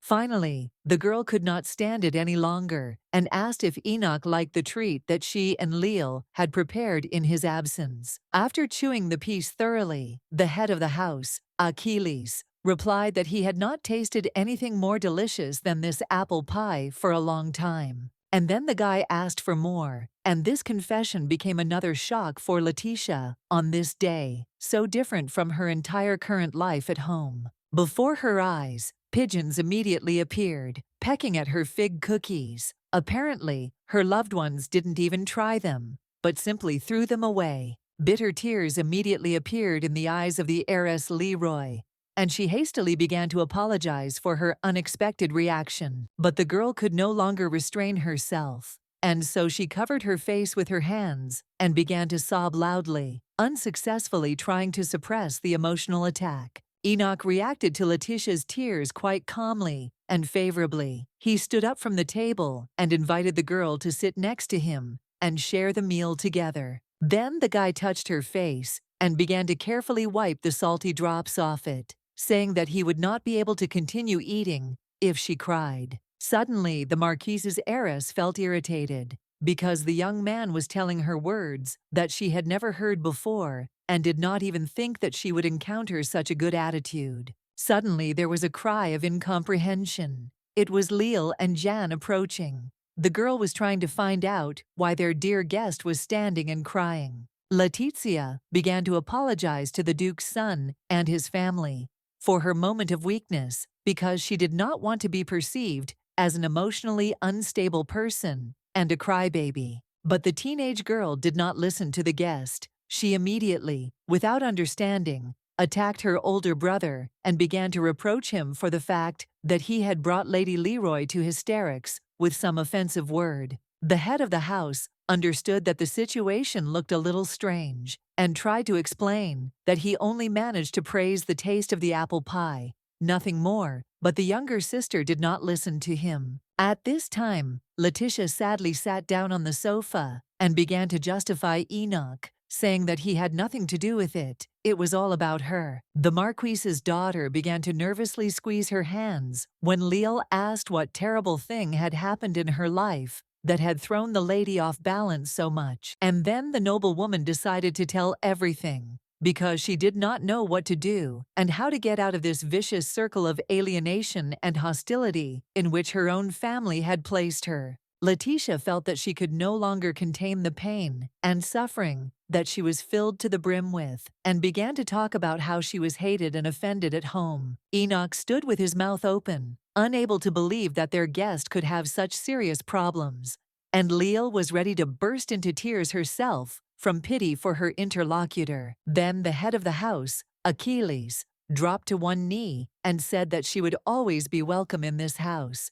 and would be greeted with the utmost warmth and hospitality. After which the young man closed his eyes and added that he hoped that her visits would become more frequent. Letitia listened and could not believe her ears because no one scolded or reproached her, but only tried to modestly help and soften the hardships of a hard life. Kneeling down, Enoch added that, given the circumstances, he was prepared to prepare something himself for the next visit of the Marquise's heiress. It was very unexpected for the girl to learn that there are people in the world who are ready to do something for her, just to bring joy. The Duke's eldest son smiled and added that he would do everything he could to ensure that his friend would not have to cry anymore. Having thanked for the warm welcome, Letitia said goodbye, got into her carriage, and went home. Jan watched the carriage go and said out loud that he liked it very much and considered their guest a decent person. At first, Enoch did not respond to his younger brother's words. He was thinking about something of his own and pondering the strong feeling that was gradually arising in his broad chest. Then the owner of the house remembered the heiress Leroy, her look, smile, and turn of her head, and then said that he completely agreed with his relative's assessment and as soon as the guy closed his eyes, he immediately heard her ringing laughter and smiled, as if this was happening in reality and not in memories. While Enoch was daydreaming and replaying the images of the day in his head, Ian suddenly remembered that his older brother was going to return something to Letitia, but the owner of the house replied that it could wait. Once home, Letitia felt completely at peace because she had finally met people who treated her well and accepted her for who she was. Suddenly, her father appeared in front of her, his gaze stern and his brows furrowed. He asked irritably where his eldest daughter had spent the whole day. The girl wanted to answer, but fell silent. She remembered her parents' previous warning and didn't know what to say. Marquis Barrett, seeing his daughter's confusion, became furious. He shouted that she had violated his direct prohibition and continued communicating with Achilles, a family of losers. The head of the clan continued to drive the poor girl into a corner with threats and accusations, pointing out to her her low and pitiful place. Letitia stood in the middle of the corridor, her eyes downcast, and silently listened to the reproaches directed at her. At the end of his furious monologue, Barrett threatened that if his heir even once dared to communicate with this bad family, she might forget the way to this house. After such a cruel threat, the ground literally disappeared from under the girl's feet, and she felt that she was starting to feel unwell. Having said these terrible words, the head of the family turned around and walked away, leaving Letitia alone with her pain, grief, and sorrow. Having recovered a little from what had happened, the older sister went to her room. But when she pulled the door handle, she saw something strange.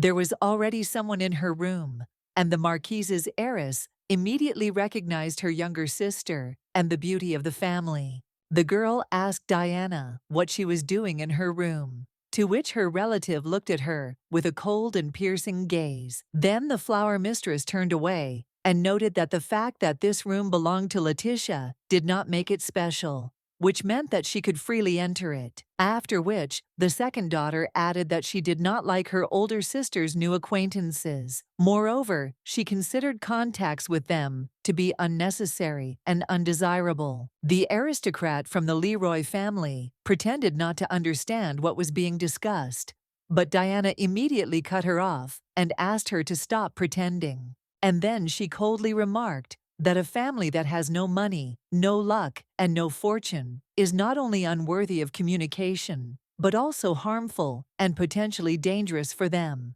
Letitia was extremely outraged by this attitude towards the Achilles family and asked her sister to immediately stop such speeches. But the flower mistress did not calm down. She reported that rumors were already circulating around the city that the heiress of the glorious Leroy family had made the acquaintance of the damned Enoch, the son of the Duke and his relatives. The aristocrat was very surprised by this turn of events and embarrassedly asked her relative to tell her the details. Diana screamed that the descendant of Achilles was simply using a naive girl to raise his family's reputation at her expense. Letitia frowned, but did not respond to her sister's serious accusations. She simply did not believe them. However, the beauty did not stop and continued to throw mud at the noblewoman's new friends. Then the first daughter could not stand it and screamed in turn for her relative to stop telling lies. Diana covered her mouth with her hand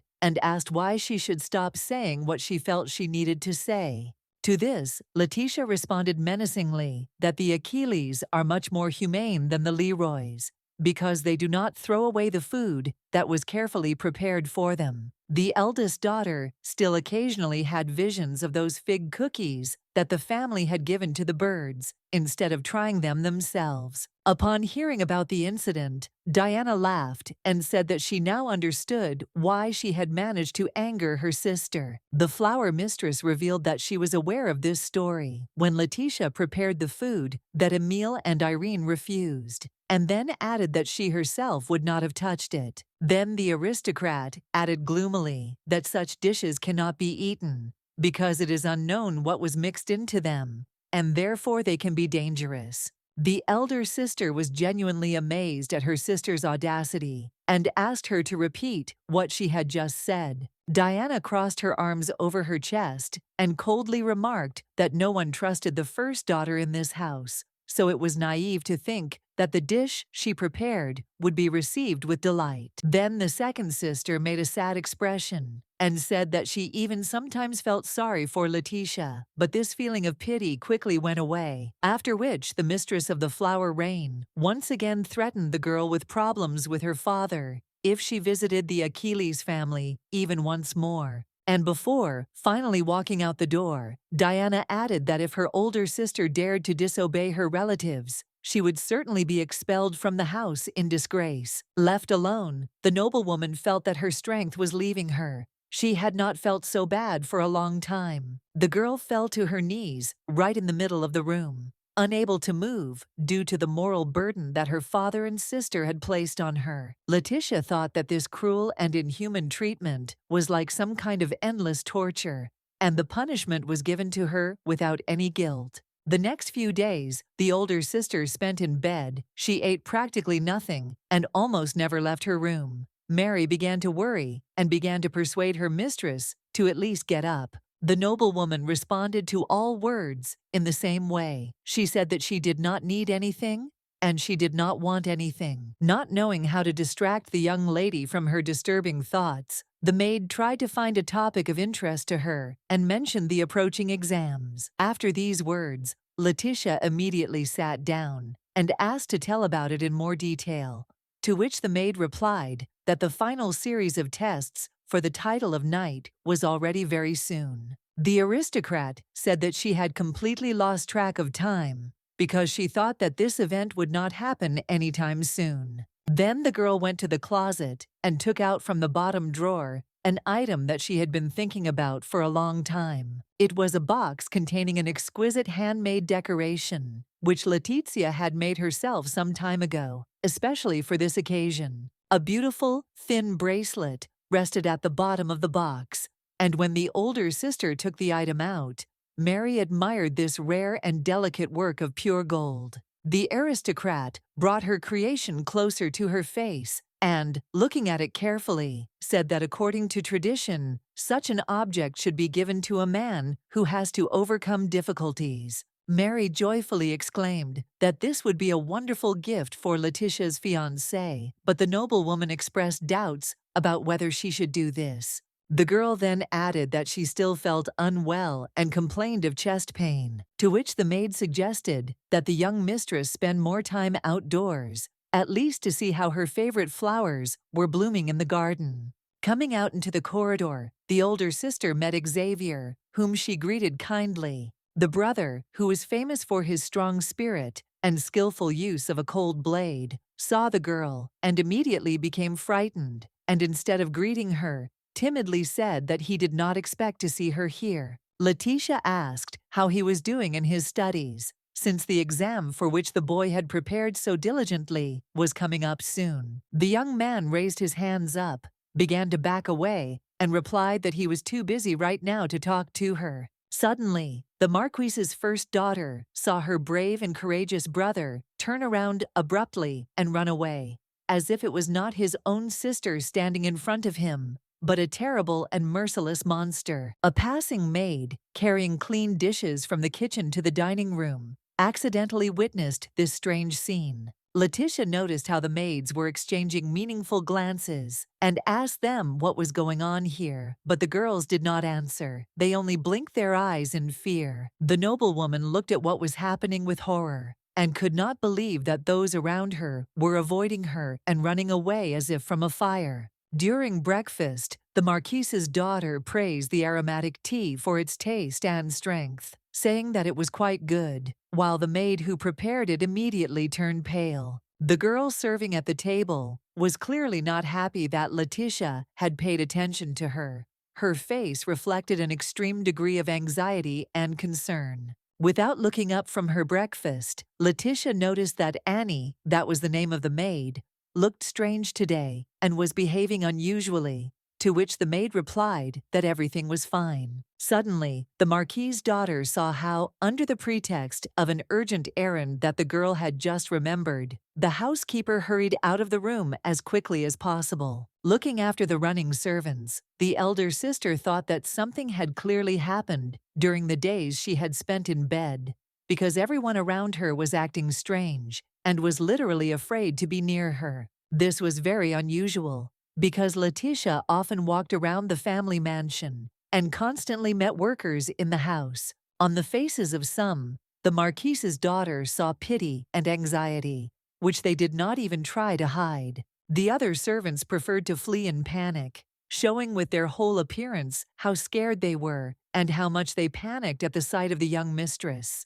It was all very strange, but no one was going to tell the young aristocrat what was really going on and the reason for such an attitude from those around her. Thinking that this could not go on for much longer, the first daughter decided to find out at least something and went in search of her family members. The first person from the Leroy family that Letitia met was her younger sister, Irene, who was holding a large rabbit with button eyes. Coming closer to the frightened girl, the eldest daughter asked her if she knew anything about why all the household servants were avoiding and keeping aloof from her. However, instead of answering, the little girl made a scary face and screamed at the top of her lungs so that her sister wouldn't come near her. The aristocrat was surprised that her family reacted in exactly the same way as the servants, because she had hoped to get some answer to this series of mysterious panic attacks in the people around her. True, Irene, unlike the others, remained standing in place,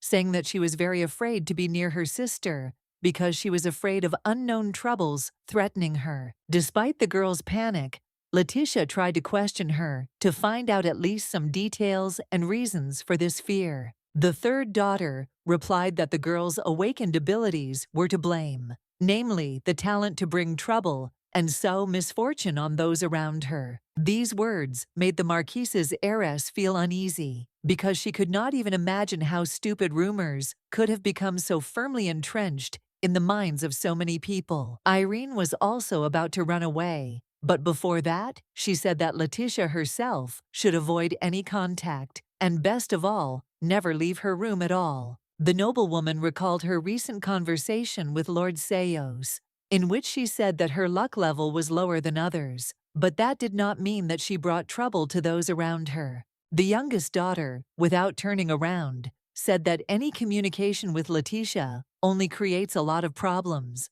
and therefore she herself does not want to participate in this, and leaves. The older sister yelled at the girl that she didn't dare just interrupt their conversation at her own discretion and leave. Following these words, a young guy appeared in the corridor. He asked what had happened and why those present were making so much noise, distracting him from his important work. Letitia immediately calmed down. She always respected Emil's intelligence and resourcefulness. Perhaps he would be the one to help her figure all this out. Seeing her brother, Irene immediately hid behind him, seeking support and protection, and the young man, noticing this move by his younger sister, took it quite calmly. The noblewoman lowered her head and closed her eyes, and then asked if her relative knew about the rumors that were spreading around that she was to blame for people's troubles and misfortunes as soon as she was nearby. The guy responded, with his characteristic restraint and prudence, that such information had indeed reached him. The girl pressed her hand to her chest and asked what he thought about this, whether he believed in these legends or had a different opinion. Emil replied that he never took seriously what servants quietly whispered about. Usually it was made-up nonsense and nothing more, but added that she should not shout at her younger sister. Letitia said that she didn't want to put pressure on the little girl,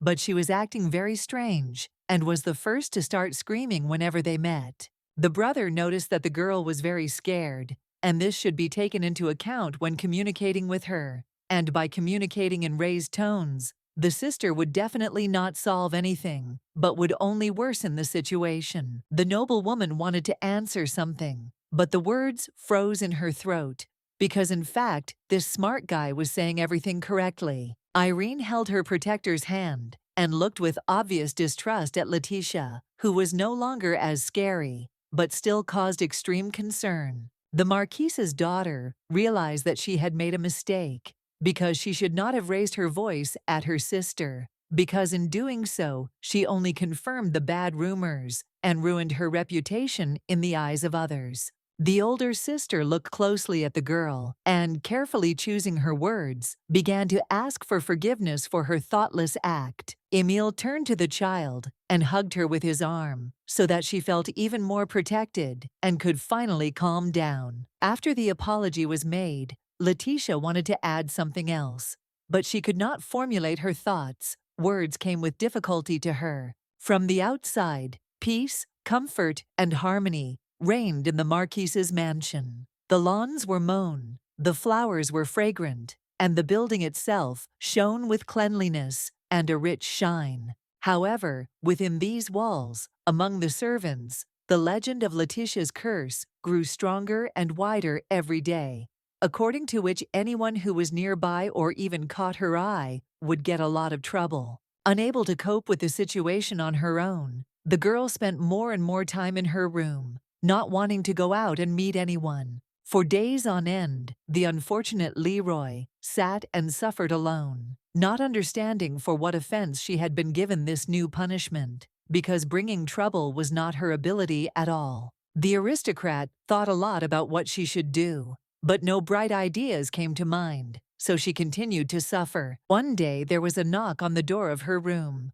The noblewoman rose and answered that the guest could come in. Mr. Seos stood at the threshold. He greeted the girl kindly and asked permission to enter, to which he immediately received consent. The family friend apologized for visiting the Marquise's daughter without warning, but the eldest daughter hadn't been in contact with anyone lately, so she was happy with any visit. Their dialogue took place over a cup of tea, which was soon brought by the maid at the direction of the young mistress. Seos said that he had heard strange rumors about her negative ability, and he came to inquire how the girl copes with these difficulties. The first daughter replied that she did not like being in such an atmosphere, but she was coping and trying to live on. Then the guest asked what Letitia herself thought about the legend that had spread. The girl put the cup on the table and asked again what Mr. Seos really wanted to ask, to which the man replied that he was interested in whether the Marquise's daughter herself considered these rumors to be true. Heiress Leroy closed her eyes because she was already tired of making excuses to others, after which Letitia put her hand to her chest and said that she was firmly convinced that she had no evil ability to bring grief and misfortune to people, and all these rumors were complete fiction. The family friend looked closely at the noblewoman, and it seemed to him that she was speaking the truth from the bottom of her heart. The girl looked into Mr. Seos's calm eyes with some hope and counted, if not on help, then at least on psychological support. The guest looked at the girl's clear and bright gaze and sincerely wanted to help her, although he didn't yet know how. The man then took a sip from his cup and added that he also considered the legend of the ability to bring misfortune to be absurd and dangerous nonsense. After which, Mr. Seos closed his eyes and said that, firstly, it was necessary to restore the reputation of the heiress Leroy and dispel the cruel myth, and secondly, to find her true gift. Letitia thanked the family friend for his support, and the man said that he enjoyed being with the girl, but he preferred fresh air and therefore advised her to spend more time outside. When the conversation came to an end, the guest said goodbye, and the noblewoman promised that she would follow his recommendation and would definitely leave her room. The Marquise's daughter was very pleased that in her immediate circle there was a person who not only was not afraid of her, but also tried to help her in every possible way. Letitia folded her arms across her chest and mentally thanked Seos for his intelligence, kindness, and care. Now she felt much lighter and calmer in her soul. Heiress Leroy stood in silence for a while longer, considering her next steps. Then the young noblewoman called her faithful Mary and asked her to prepare clothes for the trip to the city. Driving along the busy streets, the girl looked out of the window of her carriage and was happy about this walk because she really had been sitting for too long within the four walls of her room, which had become like a dungeon for her. Last time she stopped at the town square, but now she went to a completely different place, where she visited quite rarely. It was the city library, a place where knowledge accumulated by many generations over hundreds of years was kept. Letitia decided that with the help of literature, she could find the answer to the question that had been tormenting her for a long time. What kind of ability did she have? The day was already drawing to a close. The girl had looked through a whole stack of all sorts of books, but had not yet made any progress in her search. The Marquise's daughter took the last book for the day and began to study its pages. But even here she could not find anything useful. As she left the library, Letitia thought that she should search as quickly as possible, because if her father found out about these rumors, he could easily kick his useless daughter out of the house. Suddenly, the girl saw a tall silhouette in front of her and looked up. She clearly did not expect to see here the man she had recently met. It was Enoch in his dress uniform. He was just walking past the building and stopped right in front of the steps that the Marquise's daughter was descending. The young people greeted each other joyfully, and the heiress Leroy noted that she had not seen the head of the Achilles clan for a long time, and she was interested in how he was doing. The guy replied that he was fine, and then Letitia asked where his relatives were, with whom he was in the city during their last meeting. Hearing that Liel and Jan stayed at home, the girl immediately became sad. The guy asked what happened and why she was so sad. Enoch looked closely into the clear eyes of his friend and noticed that today she looked somehow tired and anxious. And then the head of the Achilles clan added that the girl could share her sorrow with him to ease her soul. Letitia folded her arms across her chest, wondering what questions she should ask, after which the Marquise's daughter looked hopefully at the Duke's son and asked if he knew anything about the Leroy family, about its talents, and the inhuman abilities with which its representatives are endowed. Enoch replied that he knew about this family, that each of its members had some kind of gift,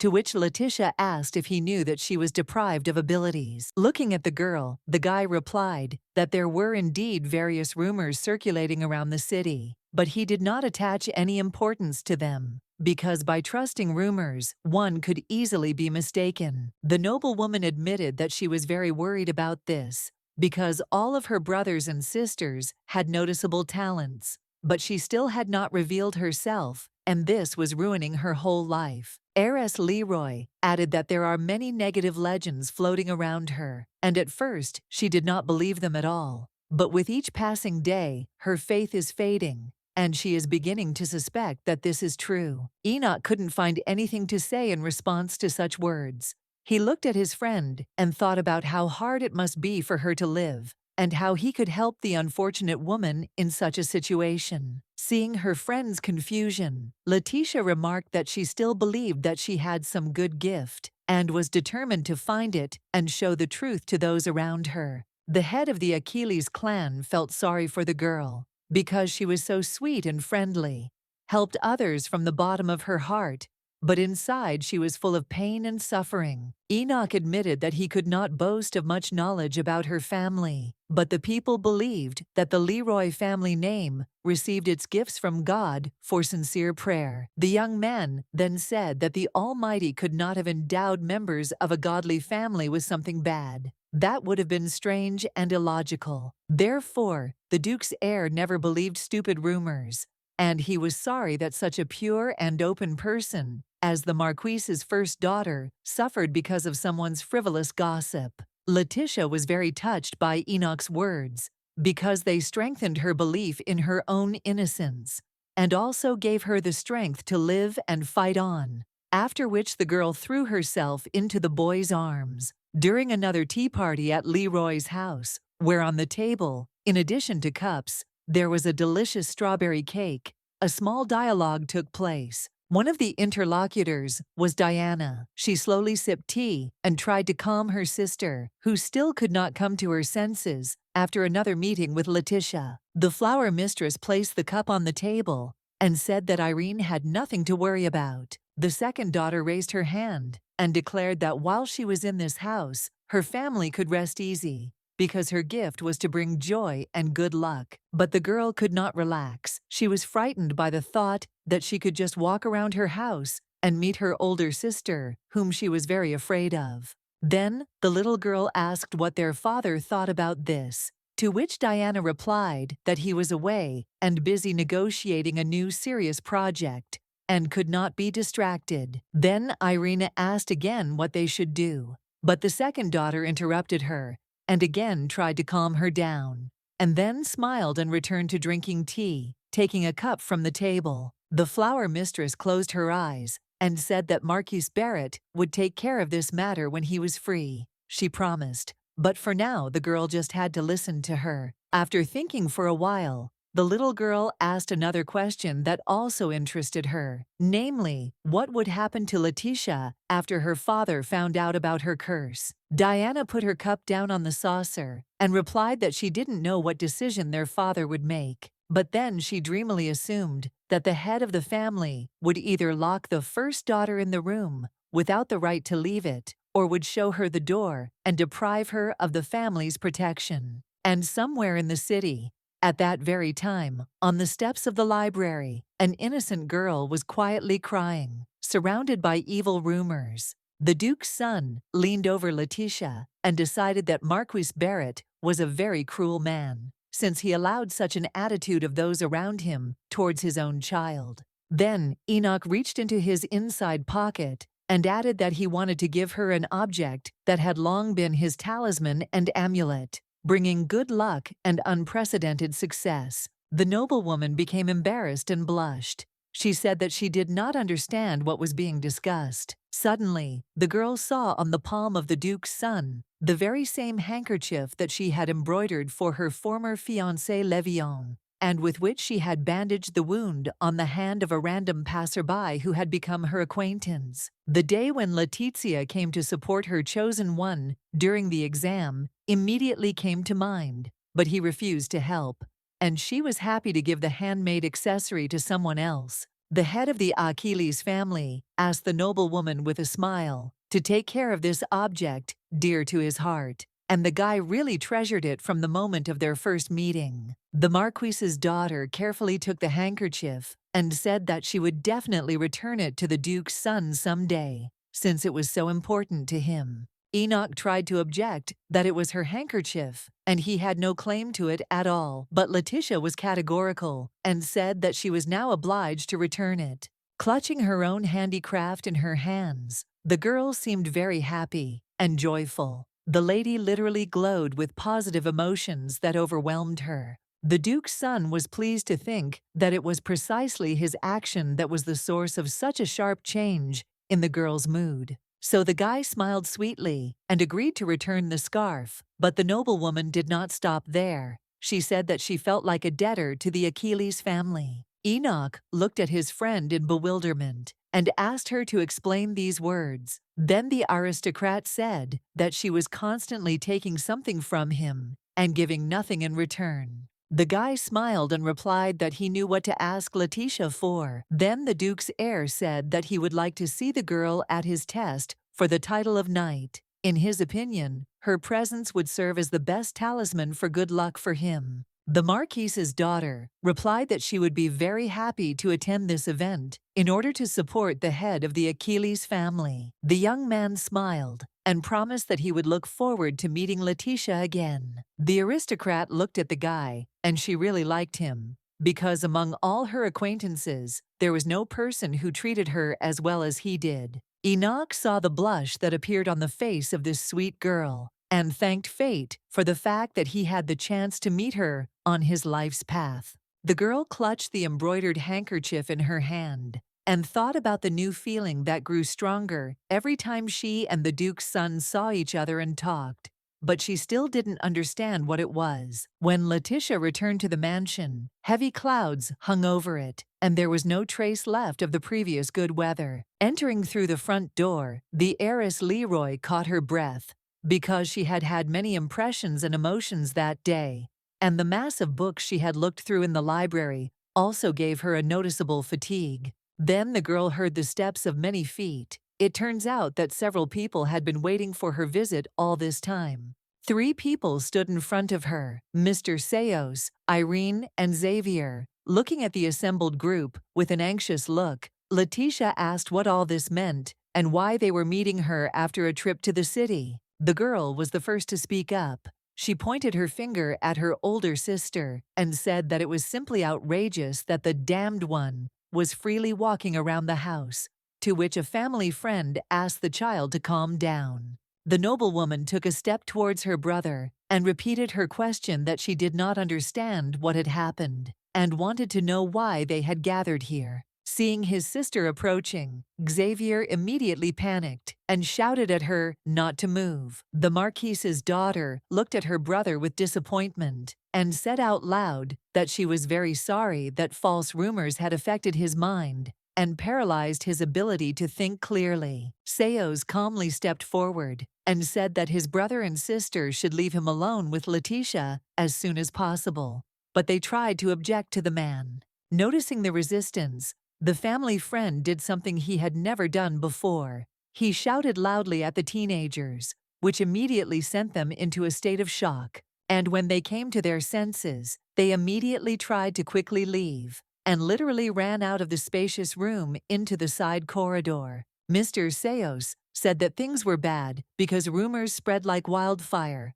quickly and irresistibly, and therefore there was no one left in the house who was not in the know. After which, the man noticed that the situation was getting worse every day, so the girl had to gather all the strength she had to face new difficulties. A family friend put his hand on the girl's shoulder and said that he could no longer cope on his own and would look for answers in the Tower of Magicians. But while he was there, Letitia should hold on and not give up. The noblewoman thanked Mr. Seos for his help and support, after which he left the Leroy family mansion, and the girl began new adventures. Letitia literally filled her room with all kinds of literature that, in her opinion, could shed light on her real abilities and protect her good name. Reviewing book after book, the Marquise's daughter tried to find at least some clue that would help unravel this complex knot and lead to the solution of her true gift. By reading various literature, the girl hoped to prove to others her innocence, usefulness, and goodwill. Finally, the day of the ceremonial passing of the final exams for the title of knight arrived, and the townspeople began to gather in the large arena where a series of duels were to take place.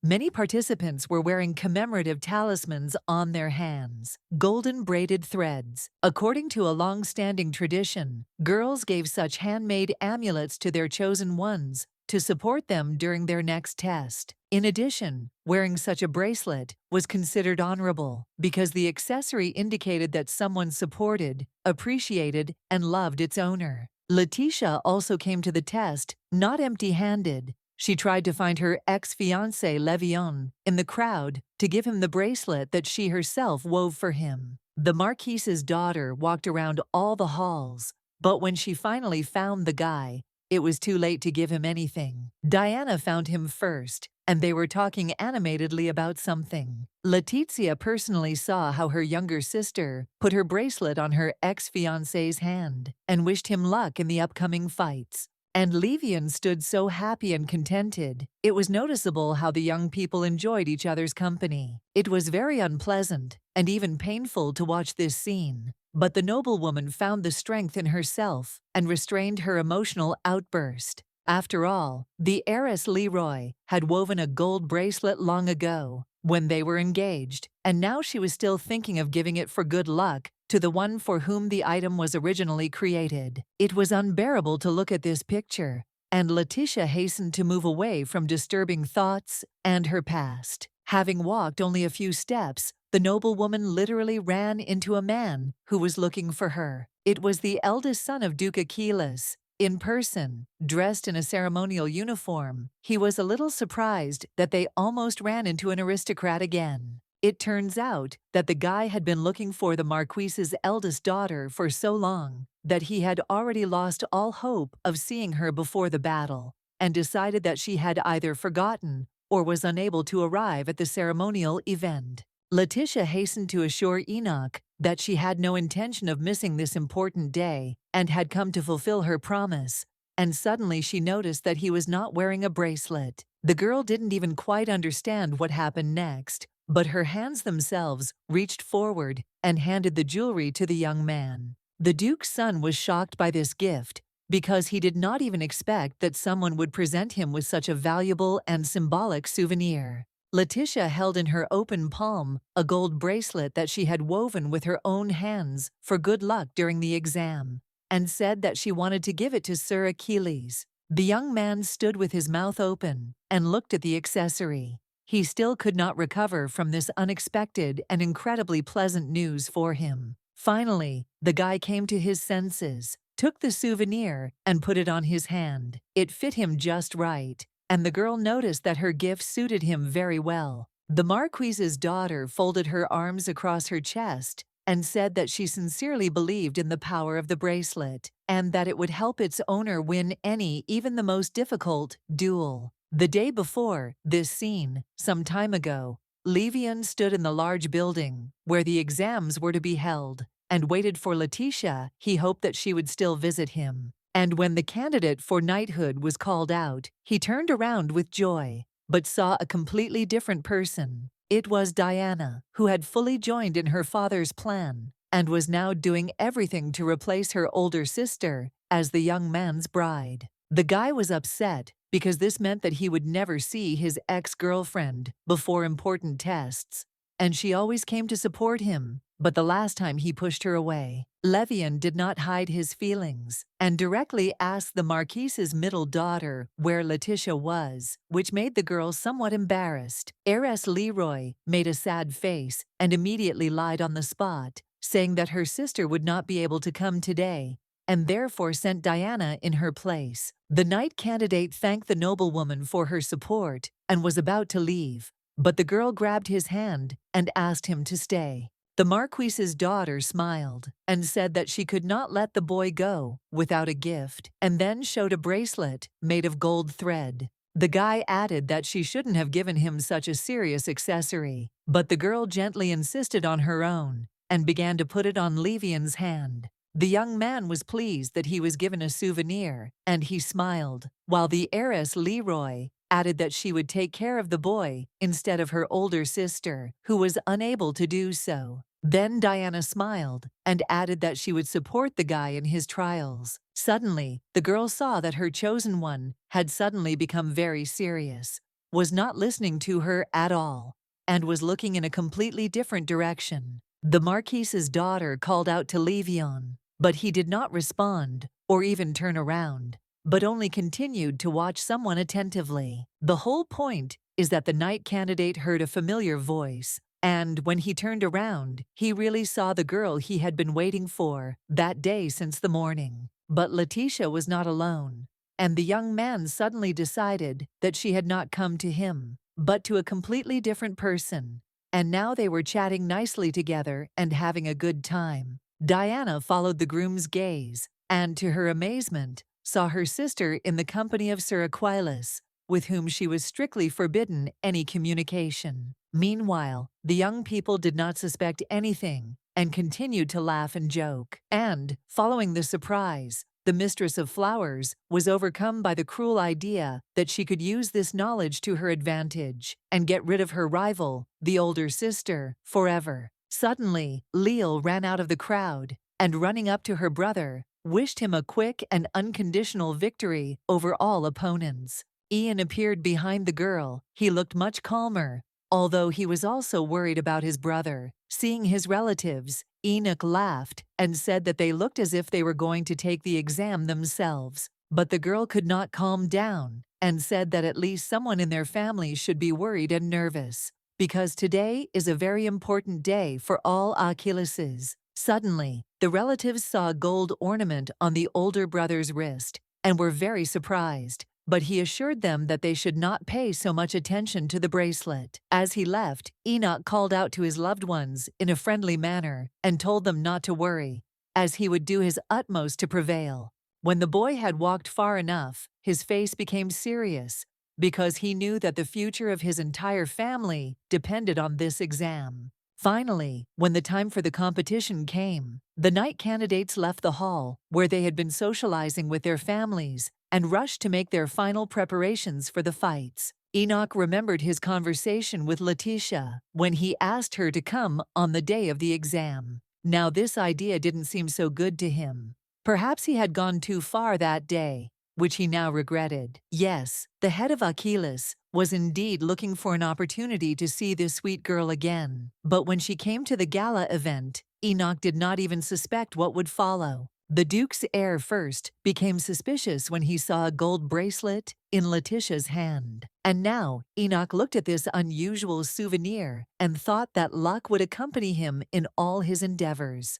The knight candidate lightly squeezed the yellow metal in his palm and felt himself filled with unprecedented strength and self-confidence. The next day, the Leroy family home was still sparkling with cleanliness and order, and the green hedges in front of the mansion gave it a refined and stylish look. Letitia walked and thought about the many strange, inexplicable events happening in her life. Suddenly, the girl was called by a familiar voice, which she did not expect to hear within the walls of her own home. It was Levan, her ex-fiancé, who suddenly arrived and then offered to have tea with him and talk. This was a surprise for the Marquis's daughter, but she immediately agreed and headed to the guest room, following the young man. When cutlery, a hot teapot, and sweet cakes were placed on the table, the young people sat down opposite each other and began to talk.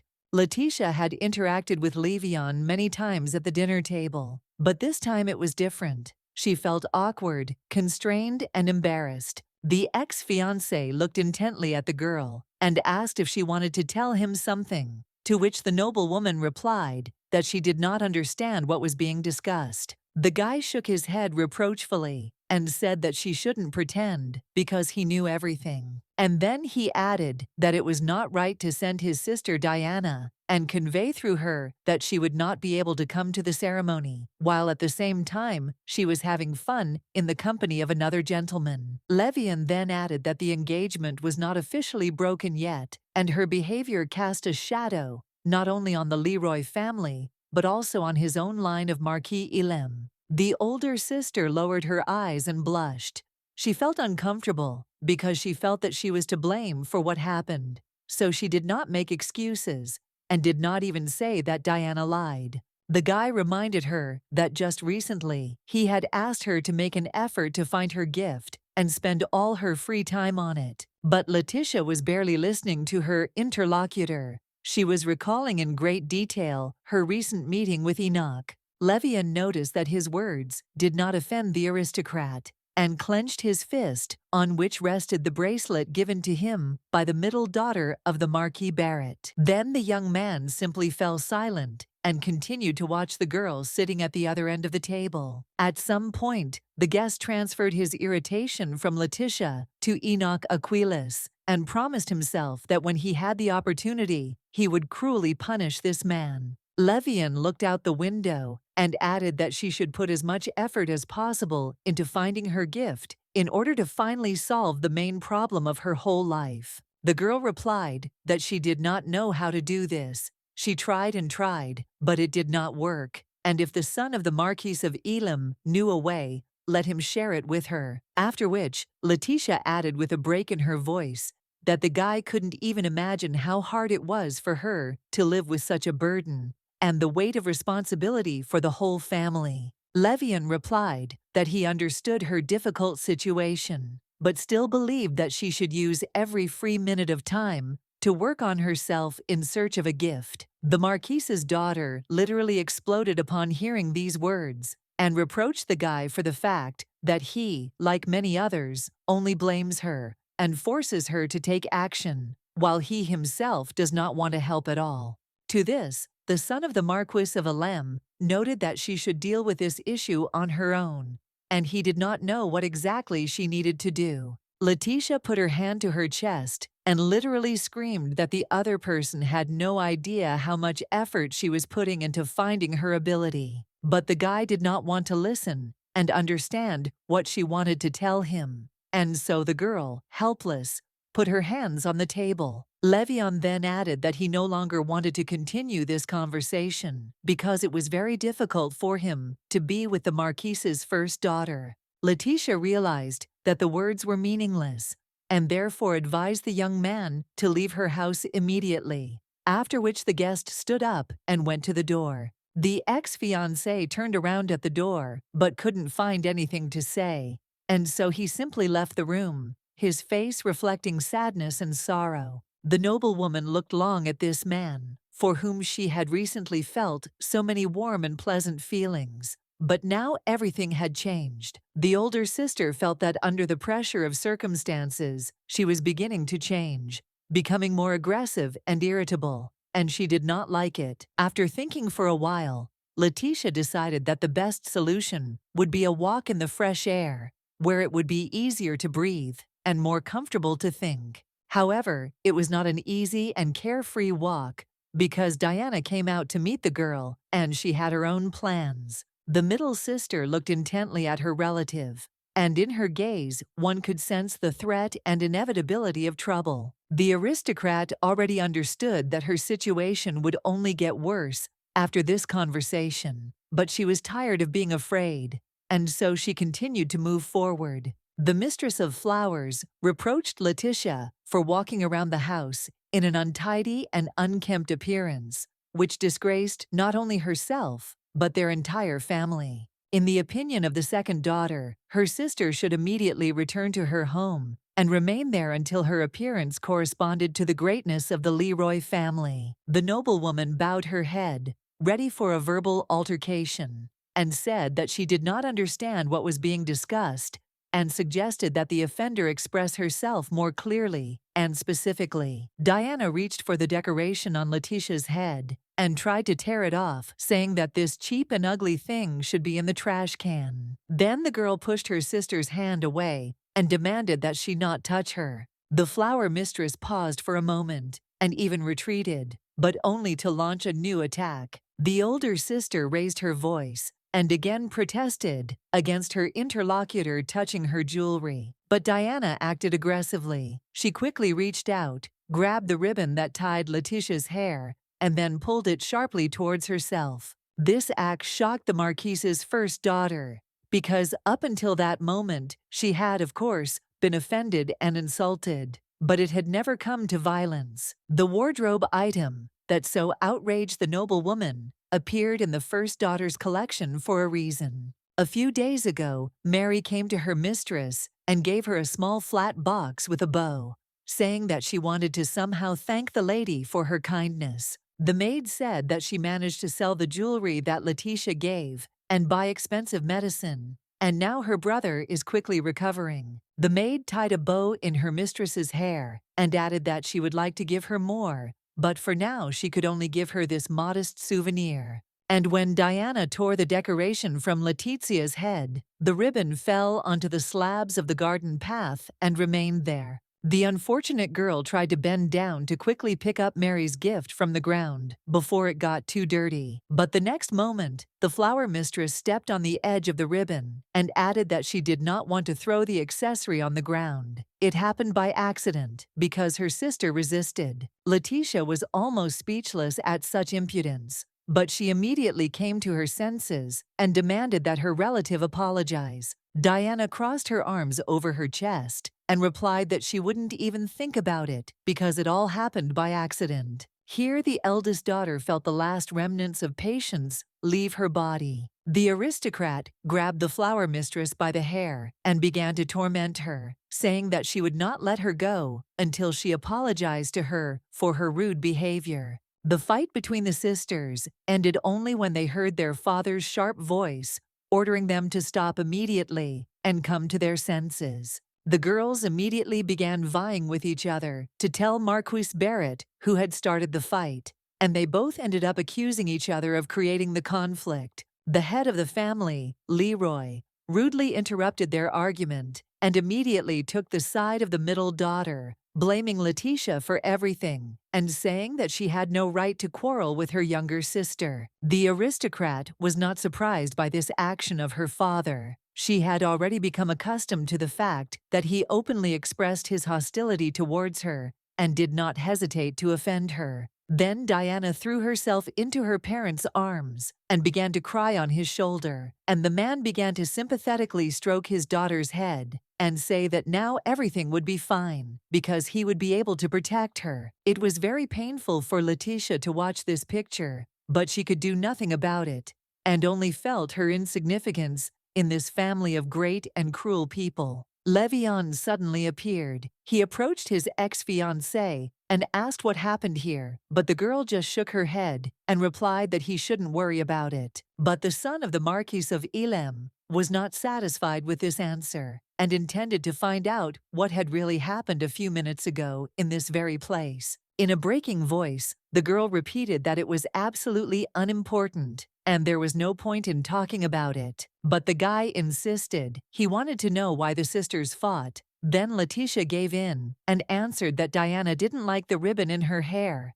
and she tore it off her head and then trampled it. The girl continued to clutch the decoration in her hand while Levan thought about what he had heard. Finally, the young man touched his hair and declared that it was very strange and unreasonable to make such a scandal over some ribbon. Letitia asked the guy to explain what exactly he meant. Then the son of the Marquis of Elam added that he was ready to buy her 100 of any ribbons she wanted if she agreed to make peace with her sister and settle this minor disagreement. The girl responded angrily that some things cannot be bought or sold. They can only be earned, and what is important to her is not the ribbon itself, but other people's attitude towards it. Levan looked at his ex-fiancée in surprise and said that he did not understand what she was talking about, and repeated that it was not worth starting such a serious conflict over trifles. Letitia noted that for him, this ribbon may be the most ordinary and unremarkable, but for her, it is an expensive and valuable thing that cannot be treated like that. The noblewoman lowered her voice, raised her hand with the ribbon up, and put the other to her chest, and said that this was an important gift that she treasured very much, which is why she was reacting so emotionally. But the young man did not hear her. He only repeated that he could give her many, many different ribbons just to settle the conflict. Then the heiress Leroy asked if he really thought he could give her a ribbon that she would like more than this one. Levan couldn't find anything to say in response, but only looked with regret at the girl he wanted to help, but didn't understand how to do it. Realizing that she would not be able to find understanding from this man, Letitia said that she did not need anything from him, turned around, and walked away. Meanwhile, evening had come. The sun had set behind the horizon, gradually enveloping the Leroy family mansion in twilight. The ex-groom stood in the middle of the luxurious garden and reproached himself for not being able to talk normally with his bride, because their status had not yet been officially determined. And while the guy was tensely thinking about what he had done wrong and how he could get out of this situation, he was called out. It was Marquis Barrett, who approached the young man and asked if he planned to leave right away or if he wanted to stay a little longer to talk. Elam's son replied that the day was drawing to a close, so he intended to go home as soon as possible. Before finally leaving the Leroy estate, Levan thought that it was strange. Why did the head of the family want to talk to him if he initiated the dissolution of the engagement? And while the carriage quickly carried the young aristocrat home, he kept thinking about what these incomprehensible events that were constantly happening around him could mean. The young man did not look out the carriage window at all, but concentrated on the thought that his bride, who had already begun to behave like an ex-girlfriend, should open the gift as soon as possible in order to save their union. Suddenly, Levan remembered a long-forgotten picture from the past, when he could not awaken his own talent, and then Letitia came up and offered to try one remedy. The guy did everything as the girl advised him, and literally immediately not only felt the power unfold, but even saw how his blade began to glow with a cold radiance. This memory made the son of Marquis Elam think hard. because it turns out that the heiress of Leroy was able to easily awaken his own talent. Meanwhile, Diana tried unsuccessfully to fix her damaged hairstyle and was very angry that she could not restore her previous harmonious appearance. The flower mistress became more and more irritated with each passing minute and blamed her older sister for everything, calling her bad words. But what most outraged the second daughter was the fact that this scene took place in front of her future groom, the son of the Marquis of Elam,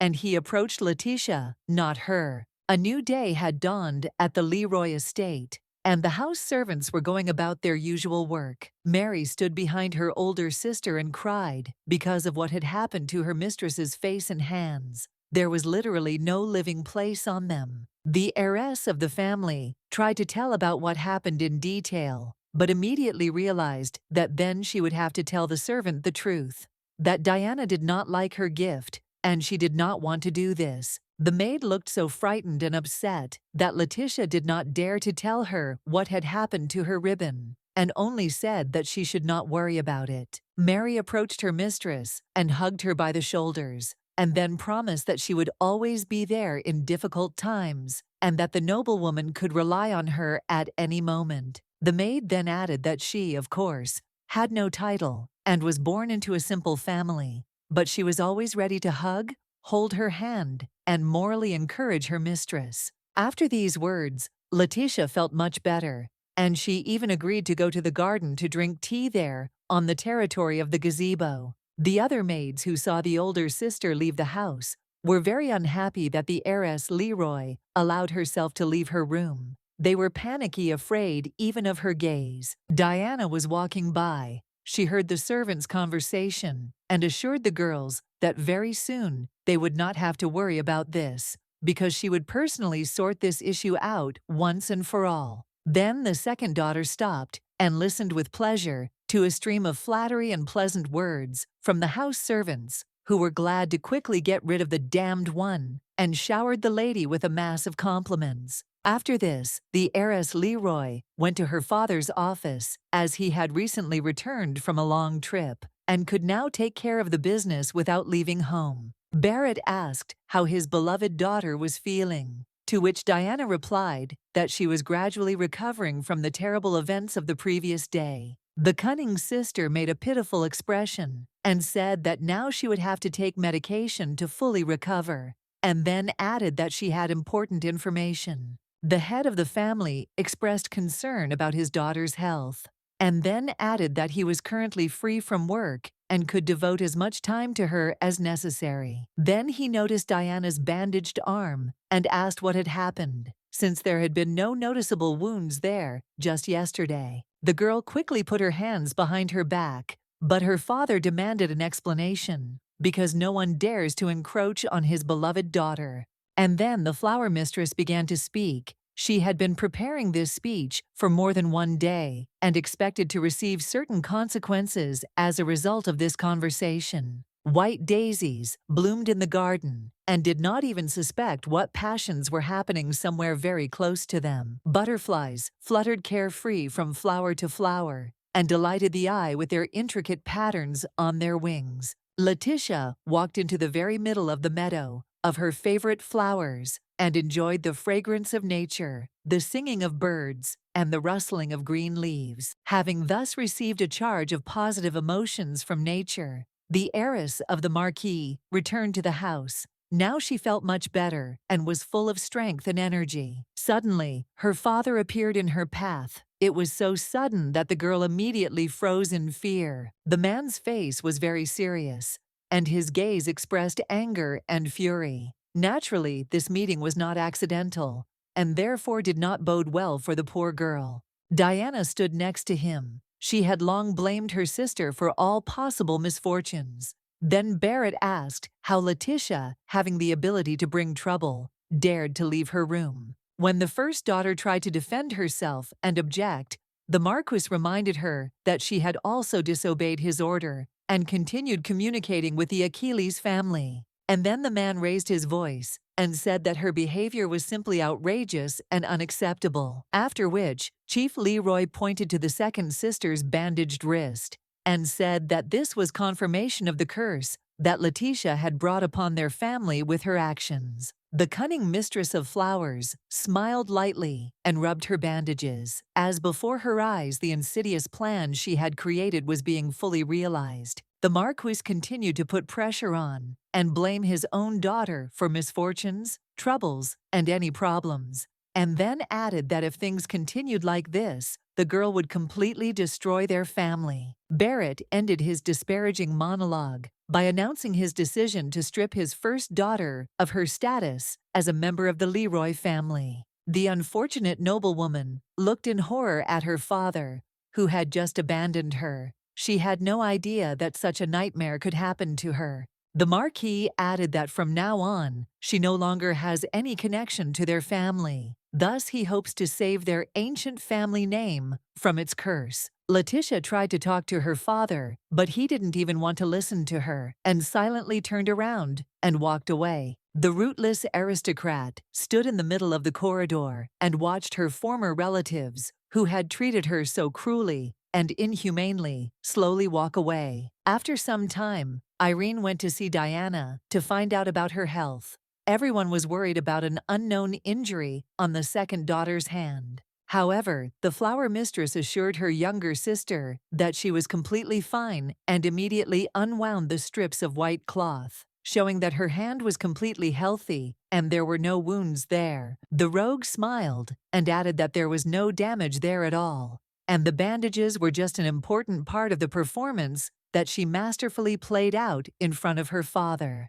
To finally turn the parent against his first daughter, the aristocrat told him that she had hit her hand after Letitia had wished her to suffer and feel pain. Diana showed Barrett her bandaged hand and added that her sister was not there at that moment. But after this evil wish, she soon tripped and got injured. Then the flower mistress made a pitiful expression and added that this could of course be an accident, but she understood that her father would take this information unambiguously. For a while, the insidious girl was silent, considering the possible consequences of Letitia's expulsion. And then she added that she was proud of her plan, because thanks to it, their family finally got rid of such a walking misfortune as their first daughter. After which the girl laughed loudly with joy that her plan had worked out so well. Meanwhile, a painting suddenly fell from the wall in the Marquis's office and fell to the floor, with the frame and glass shattering into pieces. Marquis Barrett was very surprised, because he had abandoned his daughter, so why did her curse continue to work after she lost her status as Leroy's heir? At this time, Letitia was walking quickly along a forest path. She ran away from home immediately after the humiliation that her relatives had inflicted on her. The desperate girl's hair was disheveled, but she didn't pay attention to it, because in her chest there was only one thought: to leave the possessions of another family as soon as possible. At some point, the unfortunate woman caught on a lying branch, tripped, and fell. She felt how the strength left her body, unable to resist the circumstances. Letitia took only one item from home with her, an embroidered handkerchief that she made with her own hands. She had nothing else. Then the former heiress of the Marquis remembered Sir Enoch, who called this accessory his talisman, bringing good luck and success. The guy spoke quite sincerely when he gave the handcrafted item back to its creator. During their last meeting, the Duke's son asked to take care of the handkerchief because it was important and dear to him. This piece of fabric, decorated with a green pattern, may have looked like an ordinary rag, but one person put his time and effort into it, and another, emotions and hopes. Letitia looked at the accessory, and tears appeared in her eyes, and a heavy lump rose in her throat. And then the girl knelt down, pressed the talisman to her chest, and began to pray to God, asking him for protection, patronage, and wise advice, because she did not know at all what to do next. As a response, literally a few seconds later, streams of torrential rain fell from the sky onto the girl's head, because the Almighty often speaks to us in the language of life's circumstances. Letitia felt a little embarrassed. She felt very cold, and she never expected to receive such a quick and such a strange answer to her request. Her first thought was to get up and immediately start looking for any shelter, but despondency gripped her body, and for some time the girl continued to kneel in the pouring rain. Then the former daughter of the Marquis completely gave up, because she didn't even know where she should go in such a situation.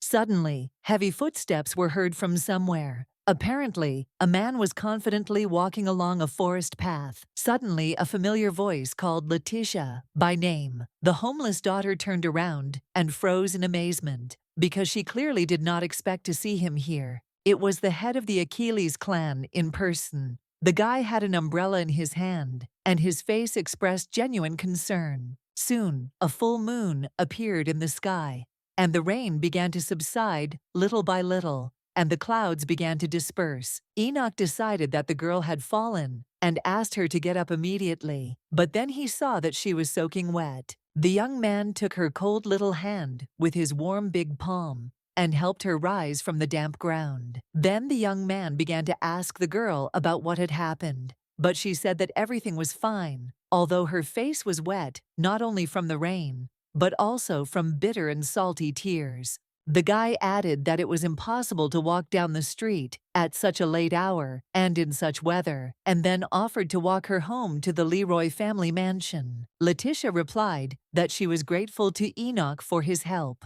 but she could not return there because it was now a foreign home and a foreign name to her. After which the rootless aristocrat told her friend that her father had abandoned her and thrown her out of the family estate, and now she had nowhere to go and did not know what to do next. The girl lowered her eyes and thought that now she would surely lose her last friend, because she was a nobody. And why would the Duke's son communicate with a man deprived of his noble title? Enoch looked at the Marquis's former daughter with a long and attentive gaze. He understood that such a blow was really hard to bear. After this, Enoch invited Letitia to go to his home, to the Achilles family mansion, where she was always welcome. The girl could not believe this joy, and so she asked again if the guy was really inviting her to his place, to which Enoch replied that he did not know a better place where she could dry out and warm up. But the lowly noblewoman repeated the question, for it seemed incredible to her that the aristocrat's opinion of her had not worsened after he learned that she had lost her status. The Duke's son laughed and assured Letitia that not only he would be glad to see her, but also his brother Jan and sister Liel, for they had become so attached to her during the rare meetings they had. When they arrived at Achilles' estate, the gates were welcomingly open, and the girl thought that now her whole life depended on one noble and honest man. The rain had picked up again and was now pouring down in buckets, but it didn't matter, because the former daughter of the Marquis was now in a warm and dry room under the protection of good Sir Enoch. The Duke's son escorted the lowly noblewoman to her new room and told her that she could make herself comfortable there. The girl thanked her savior and said that she did not know how she could repay the Achilles family for their kindness. The guy replied that good people need help, especially if they are in trouble, and added that Letitia could not just spend the night there,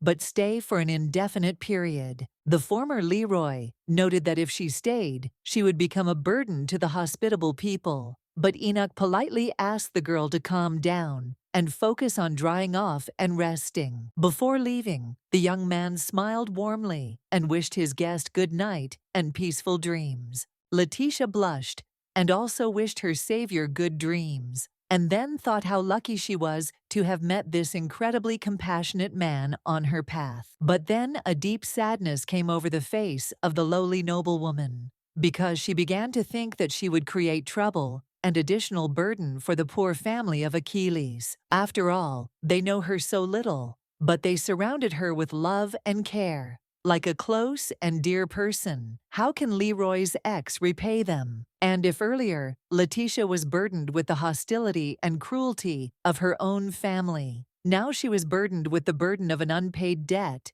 in which she found herself having become a guest in a new house. The next day, a meeting of the heads of the Leroy and Elam families took place at the Marquis's mansion, where Levan learned that his ex-fiancée had been struck off the family list and left the estate. The former father of the first daughter coldly noted that he had no other choice. But the guy began to insist that it was impossible to do this, and asked where the girl was now. And when the young man heard that Barrett had no idea where Letitia had gone, he shouted at the man, which caused a negative reaction from the head of the family. In the end, Levan threw open the door and hurriedly left the family gathering, going in search of his former fiancée, who had been deprived of her status. Marquis Elem calmly commented on his son's actions, adding that over these many years, the boy and the girl have become very close and have become like a real family, which is why the boy is so worried. Barrett scratched his forehead and said that children rarely listen to their parents,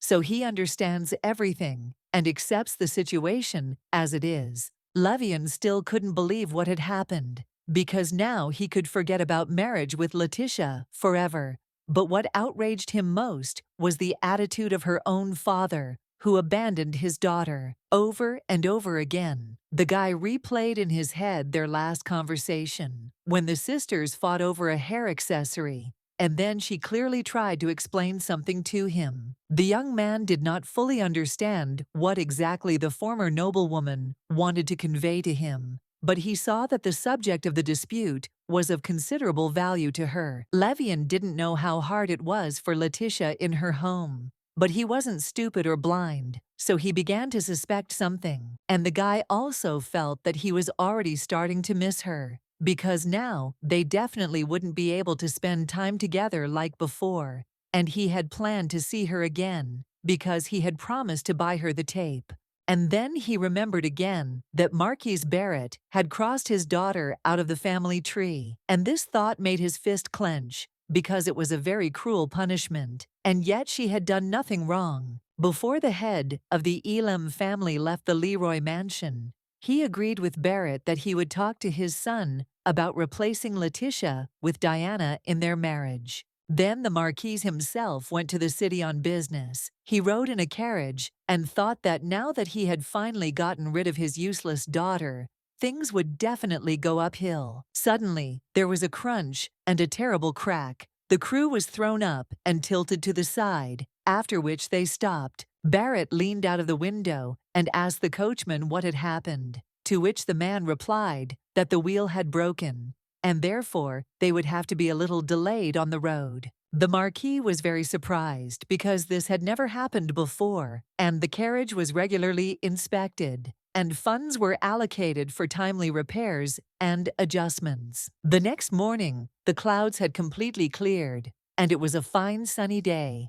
Leal and Letitia walked among the strawberry bushes and collected the ripe and abundant harvest. The heiress Achilles taught her new friend how to properly pick the berries so as not to crush them. Enoch and Ian, meanwhile, discussed the condition of their guest and agreed that she was feeling much better, while the younger brother was interested in the reasons for what had happened. The older relative replied that due to personal enmity, the girl was excluded from the list of members of the Leroy family, and thus made into an almost rootless commoner. The guy thought about it a lot. He remembered how during the meeting at the library, Letitia told him that her relatives reproached her for her lack of abilities.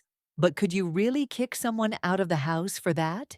Enoch then asked that Jan not tell their guest that he knew the reason for her appearance in their house, so as not to embarrass the unfortunate girl once again. Meanwhile, the lowly noblewoman continued to pick strawberries and think about how she could repay her debt to the Achilles family, since they had taken her in despite everything. The only thing that has come to the mind of the former daughter of the Marquis so far is to provide maximum assistance around the house and be an extremely useful person around the house. After harvesting, the girl went to the kitchen and made delicious cookies, and then decided that she would do other work. Having found a broom in the closet, Letitia began to restore order and cleanliness in all the rooms of the mansion. Then, after the dry cleaning, the wet and homeless aristocrat thoroughly washed the floors in the huge house, which was not at all easy. Finally, the former daughter of the Marquis Leroy wiped the dust off all surfaces and objects until they sparkled, so that the Achilles estate was literally transformed in the space of one day. While cleaning, the young worker paid special attention to hard-to-reach places, under chairs, tables, and other objects that usually interfere with sweeping and washing the floor. So, when Enoch returned home, he was somewhat taken aback by how clean and tidy his home had become. The young man just happened to catch the girl during the final cleaning of one of the doors, and, in surprise, addressed her by name. The Duke's son remarked that she did not need to exert herself so much with physical exertion, but the girl sadly replied that she could not do otherwise, because she felt obliged. Enoch asked how she felt in her new place, because he was worried about her mental state. And then the owner of the house added that he invited her to his place so that Letitia could rest and regain her strength, and not at all so that she would exhaust herself with simple physical labor.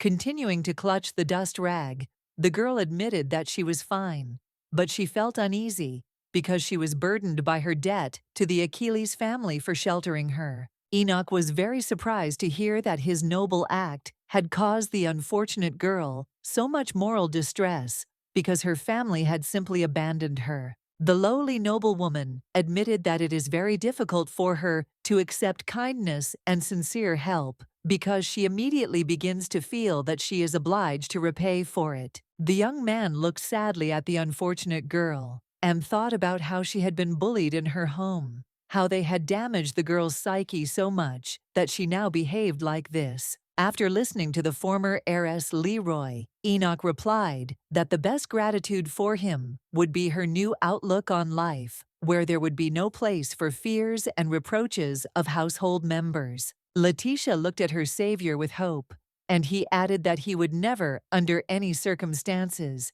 dare to kick her out of this house, so she could live here in peace. The owner then added that he did not like the idea of establishing any debt relationship between them, as he considered it a bad basis for friendship. The girl agreed, but asked to clarify what exactly Enoch meant, and then the guy noted that she should not be cleaning, washing floors, or even caring for flowers. Letitia replied that she understood what the Duke's son was talking about, but what then, in his opinion, should she do?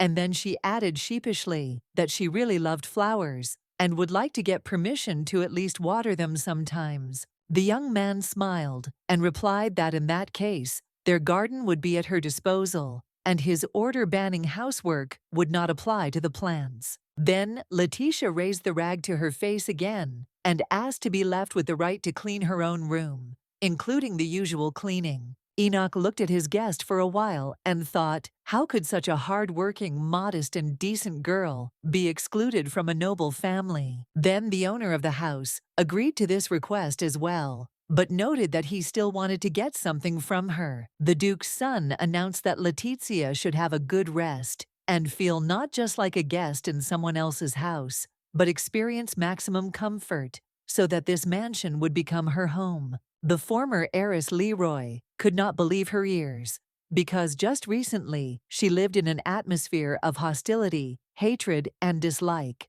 But now her fate had changed dramatically. The girl finally smiled.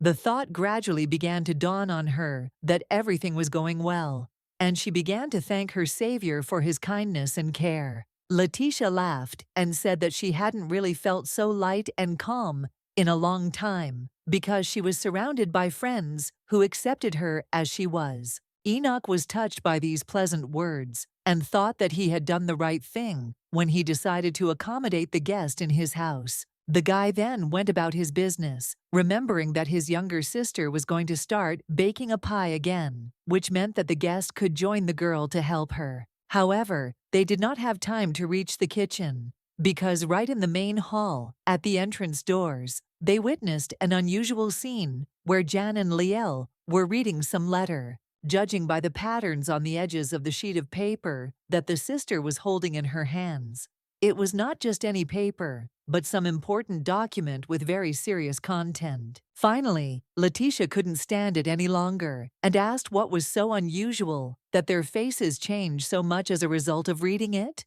Instead of answering, the young heiress Achilles handed over the letter, and offered to look through its contents herself. The paper was indeed expensive, with intricate patterns, but most importantly, it said that Enoch had successfully passed the final exam and became a Knight of the Royal Order. Leal immediately threw herself on her brother's neck and began to joyfully hug him and congratulate him on this incredibly important event for their entire family. Then Letizia came up and took the Duke's son by the hand. She understood that all this time the guy was waiting for the results of those tests, before which she gave him a gold bracelet.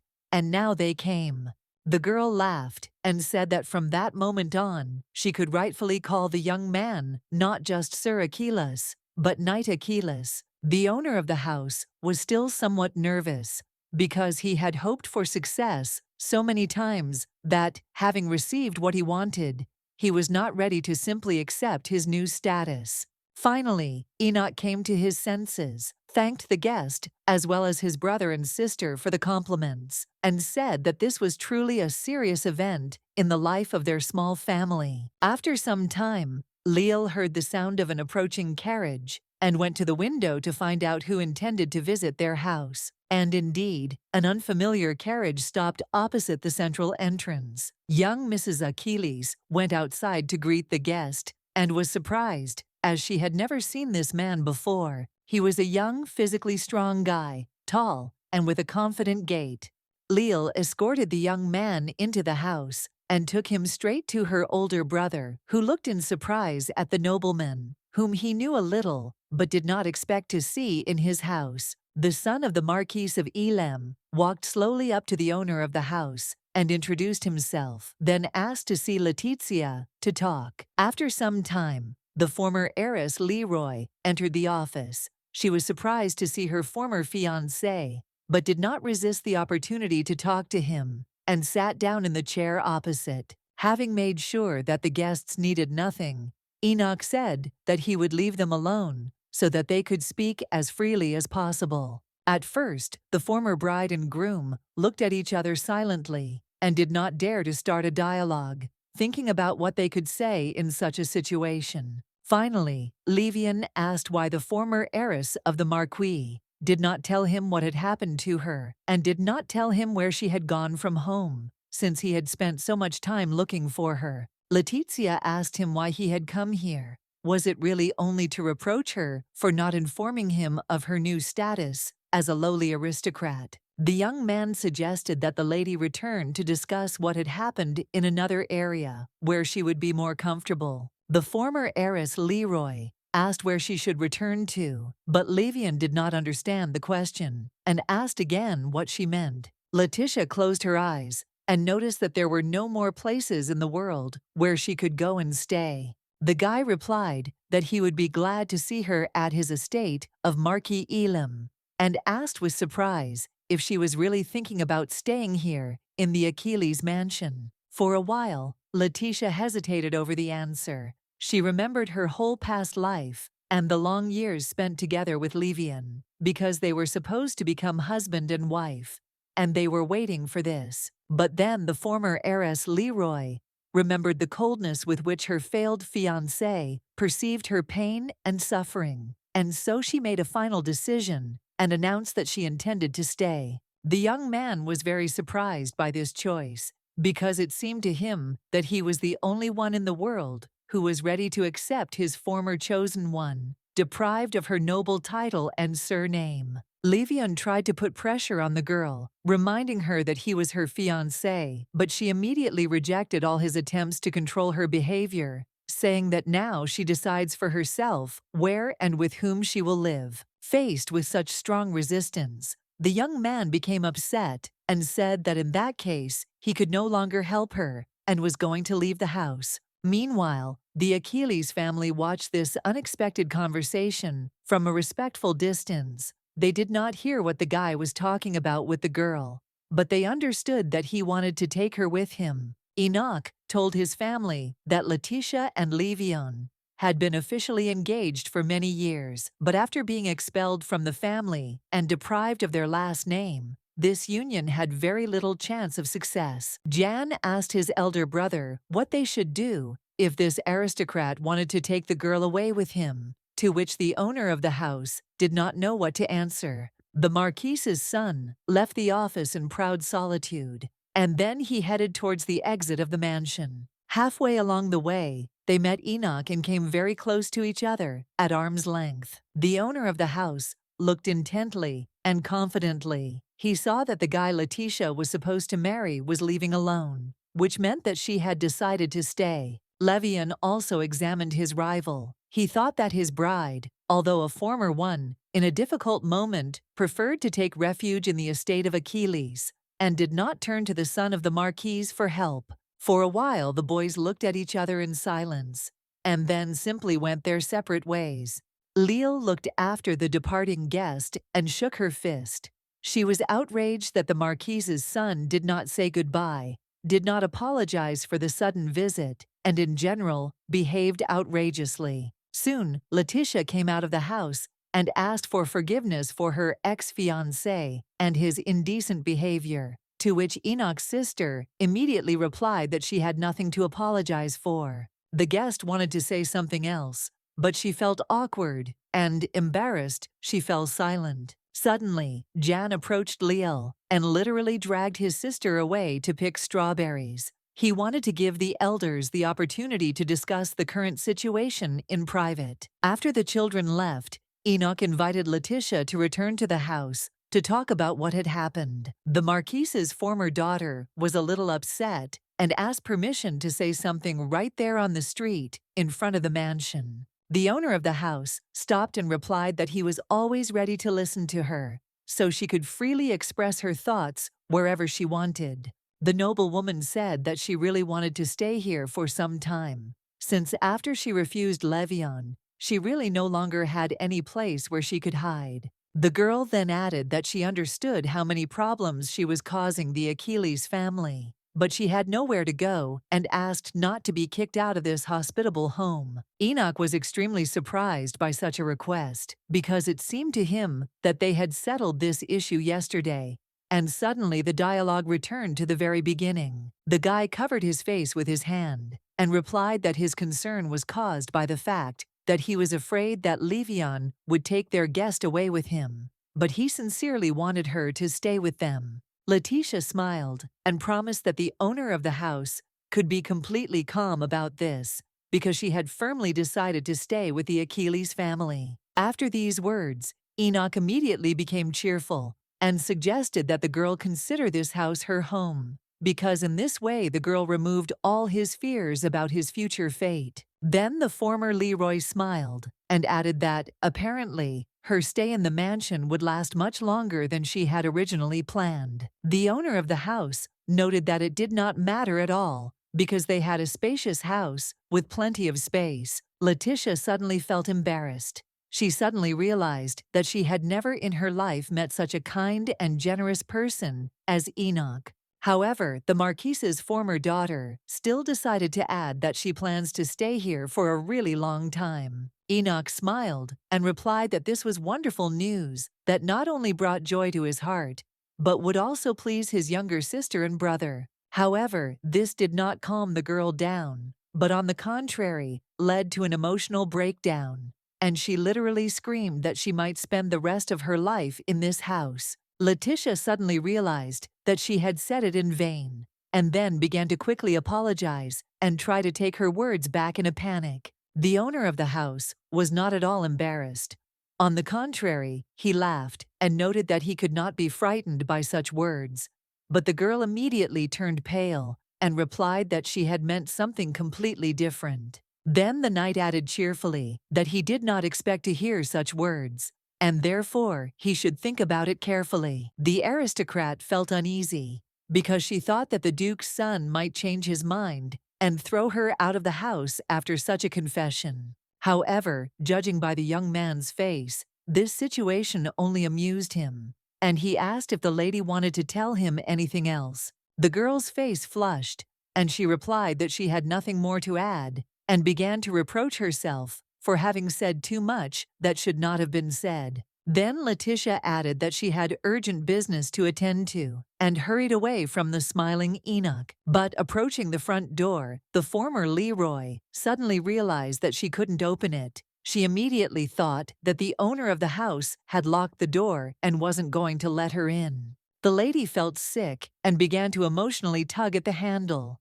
She began to think that this was all a bad joke, and perhaps even a bad dream. The Duke's son came up from behind and gently placed his large, warm hand on the girl's hand, and then said that it was all about the door lock. The knight noticed that the lock could only be opened when the door handle was turned in the right direction. Otherwise, there was no way to enter the house. Letitia felt bad because she looked stupid when she tried to open the door the wrong way. The noblewoman did not know what to do or how to act in such a situation. She was ready to sink into the ground from shame. Finally, the girl went inside and immediately saw Leal and Jan. They said that they were very worried about their guest and were afraid that she would leave with Levan. The girl was very happy when she found out that Letitia was staying, and then suggested that they go back to the city, to the market square, to have some fun. After some time, the group of young people again found themselves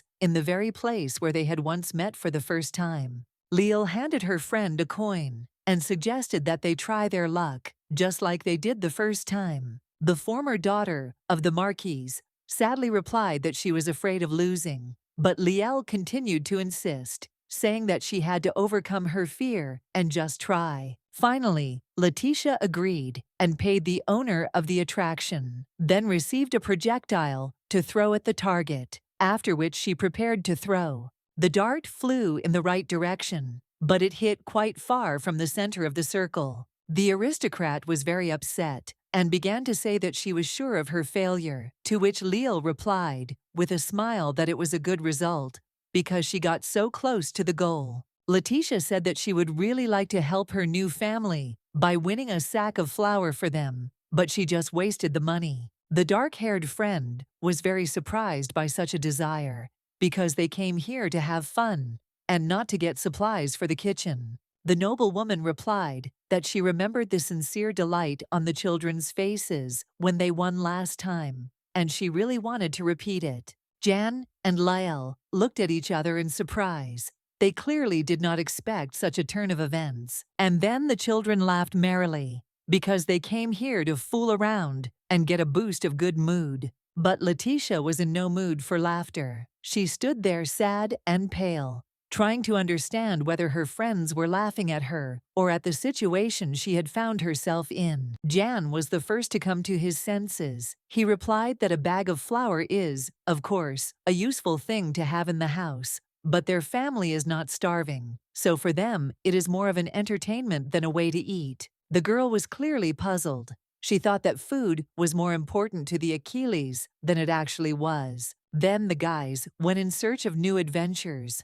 with Leal leading the group and trying to find something fun and exciting around them. Letitia walked last and thought that they had come to have fun, but for some reason she felt very sad and melancholy. Suddenly, Leroy's ex saw a young guy in the crowd. He seemed very familiar to her, even from behind, and the young man was like 2 peas in a pod with Emil, her ex-brother. The head of the Achilles family did not go with the company, despite the fact that the weather outside was beautiful, but stayed in the mansion to take care of some family matters. The knight began to work with the documents and began to read a letter in which a manager named Graham asked the owner's opinion about the possible closure of the operating mine. The young man remembered how his father once brought him straight to the mine where prospectors were mining pink diamonds. The Duke promised little Enoch that one day this mine would make their family incredibly rich, but they would have to be patient and invest a serious amount of money into the development.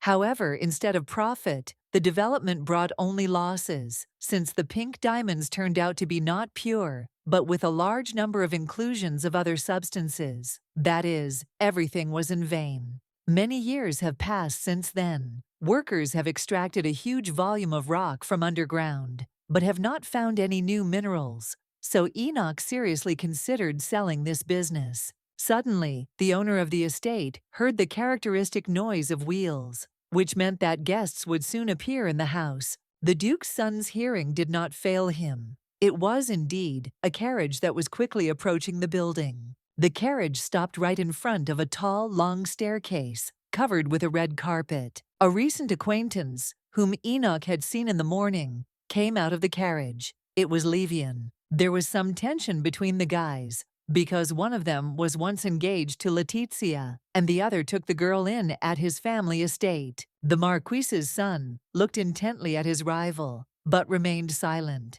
The knight calmly withstood the guest's gaze, and calmly replied that if he had come to see his former fiancée, then she was not at home now. To which Levan noted that this time he had come for a completely different reason, and that he had an important matter concerning the head of the Achilles family personally. Enoch nodded affirmatively and suggested following him to a room more convenient for dialogue to discuss the details of this unexpected visit. Walking along the corridors of the mansion, the Marquis's son carefully examined the furnishings. He noticed that all the objects and decorations were quite old and had long since gone out of fashion. Many of the interior details seemed extremely cheap and tasteless to the heir of Elam, so he wondered why Letitia chose such a poor and miserable family. Following the owner of the house, Levan tried to understand the reason why his chosen one had exchanged a life of luxury with him for this strange place, where maybe there was no normal food. While exploring the new home of the former heiress Leroy, the guy also made an unexpected observation that there were absolutely no servants in the house, which meant that this family was really very poor. Eventually, the young people came to a spacious guest room, where Enoch personally made tea and poured it into cups. Then they began to talk. Levan began by noting how much influence the owner of the house had on his former chosen one, so he wanted to ask him for a favor. And when the knight asked what he could do for the Marquis's son, he heard the answer that he had to explain to Letitia one simple thing: she had no place in this house. The guy then clenched his fist tightly and added that he couldn't allow his ex-fiancée to live in such terrible conditions, so she had to leave Achilles' mansion immediately. Enoch closed his eyes tiredly and replied that Levan simply did not understand what he was talking about, and when the guest asked again, he received the answer that he should discuss this issue directly with Letizia and not try to resolve it through intermediaries. The Duke's son repeated that he had no right to tell the girl where she should live, because she had the right to decide such matters herself. Then the rival accused him of holding her by force. This was already a serious accusation, and Enoch immediately tensed up internally, but he did not show it and said that it was not true. The owner of the house once again tried to explain to the guest that the former Leroy had made this decision herself, and no one had forced her to do anything, and no one was going to force her.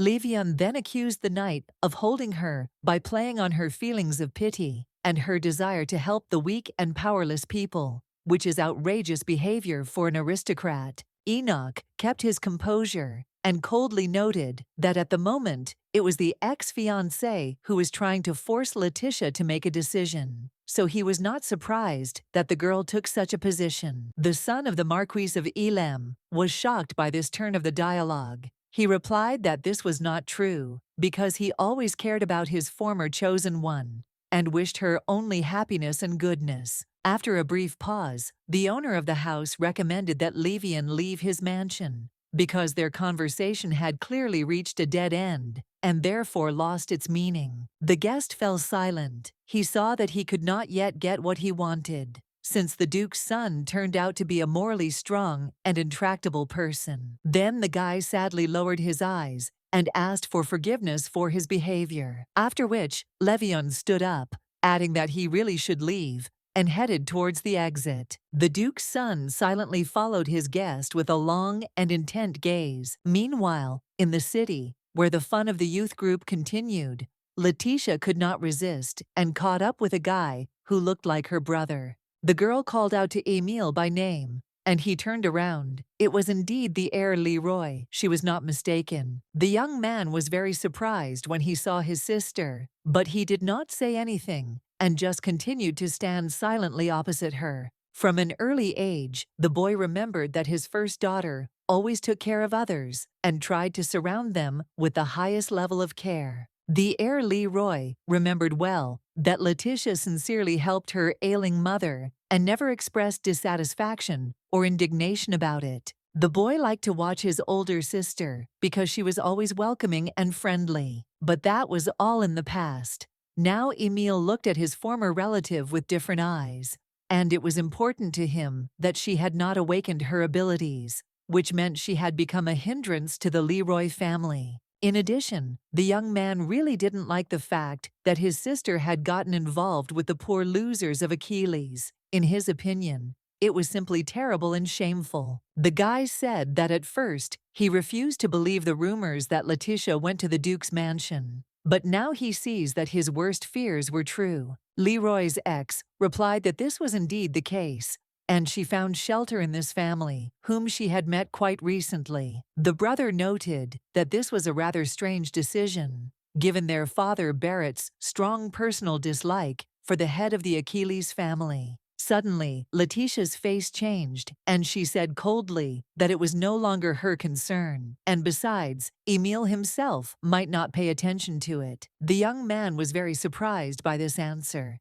because he was used to the fact that at the slightest discomfort, his older sister obediently lowered her eyes to the floor and began to apologize. The girl took a step forward and looked her ex-brother straight in the eyes, and then added that the invisible connection that had been between them was no longer there, and their mutual obligations had disappeared. Letitia took a deep breath and noted that her life would no longer depend on the glorious Leroy family, but would go her own way, and they had lost the right to show her the way. Emil didn't answer. He just stood and looked at this girl, who today revealed herself to him in a completely different light. Then the wisest of the Barrett children noticed that there was sense in her words, and he should not interfere with her new life, which was now in no way connected with his family. After a short silence, the guy said goodbye and went on about his business, and Letitia went her own way, which she could now choose independently, without regard for the constant reproaches of her household. And yet, the girl was sad, as one feels sad when one finishes reading a fascinating book and turns the last page. But the melancholy did not last long, because as soon as Emil had gone far enough, Leal threw herself on the noblewoman's neck. The girl sternly said that they came to the city to have fun, and she would not allow her friend to be sad, no matter how serious the reason.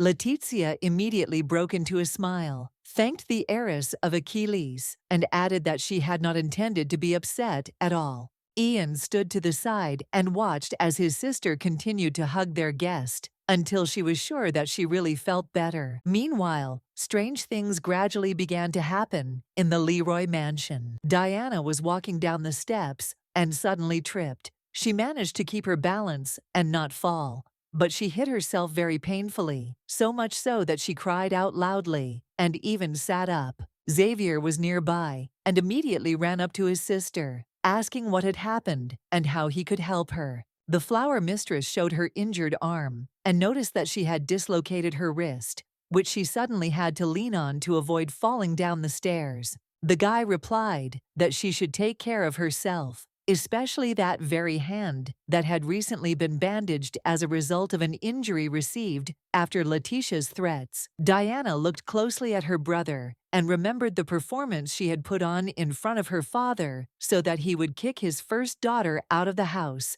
and deprive her of her family name. The girl quickly stood up, thanked him for his concern, and assured Xavier that she was already much better and that the injury had disappeared without a trace, so everything would be fine with her. Finding herself alone with herself, the flower mistress thought that this bad luck was just an accident, rare but quite real. However, an image of their favorite cup, which their mother had broken the day before, immediately appeared in their head, and yet they had managed to successfully use and take care of the dishes for so many years. Diana walked and thought about the strange series of small and annoying troubles that had begun to happen to the heirs of Lara recently. Suddenly, the girl stopped in the middle of the corridor from the thought that came to her mind. Perhaps she, the second daughter, had lost her luck, and now success was leaving their entire family. The next day, the weather at Achilles' mansion was beautiful. There was a light breeze, and the sun was shining brightly. Leal came into the garden, spread out a light blanket, and laid out her drawings, which she had been working hard on lately. Suddenly, a shadow blocked the light, and a voice came from behind, asking what the young lady was drawing. The girl shuddered in surprise and jerked violently. It turned out that it was Letitia, who had gone into the garden to find out what her friend was doing. The guest was embarrassed and began to apologize because she really did not want to frighten the girl with her sudden appearance. Leal asked if Ian or Enoch had come with her, to which the girl answered in the negative, and asked what she was so engrossed in that she had not even heard her approach.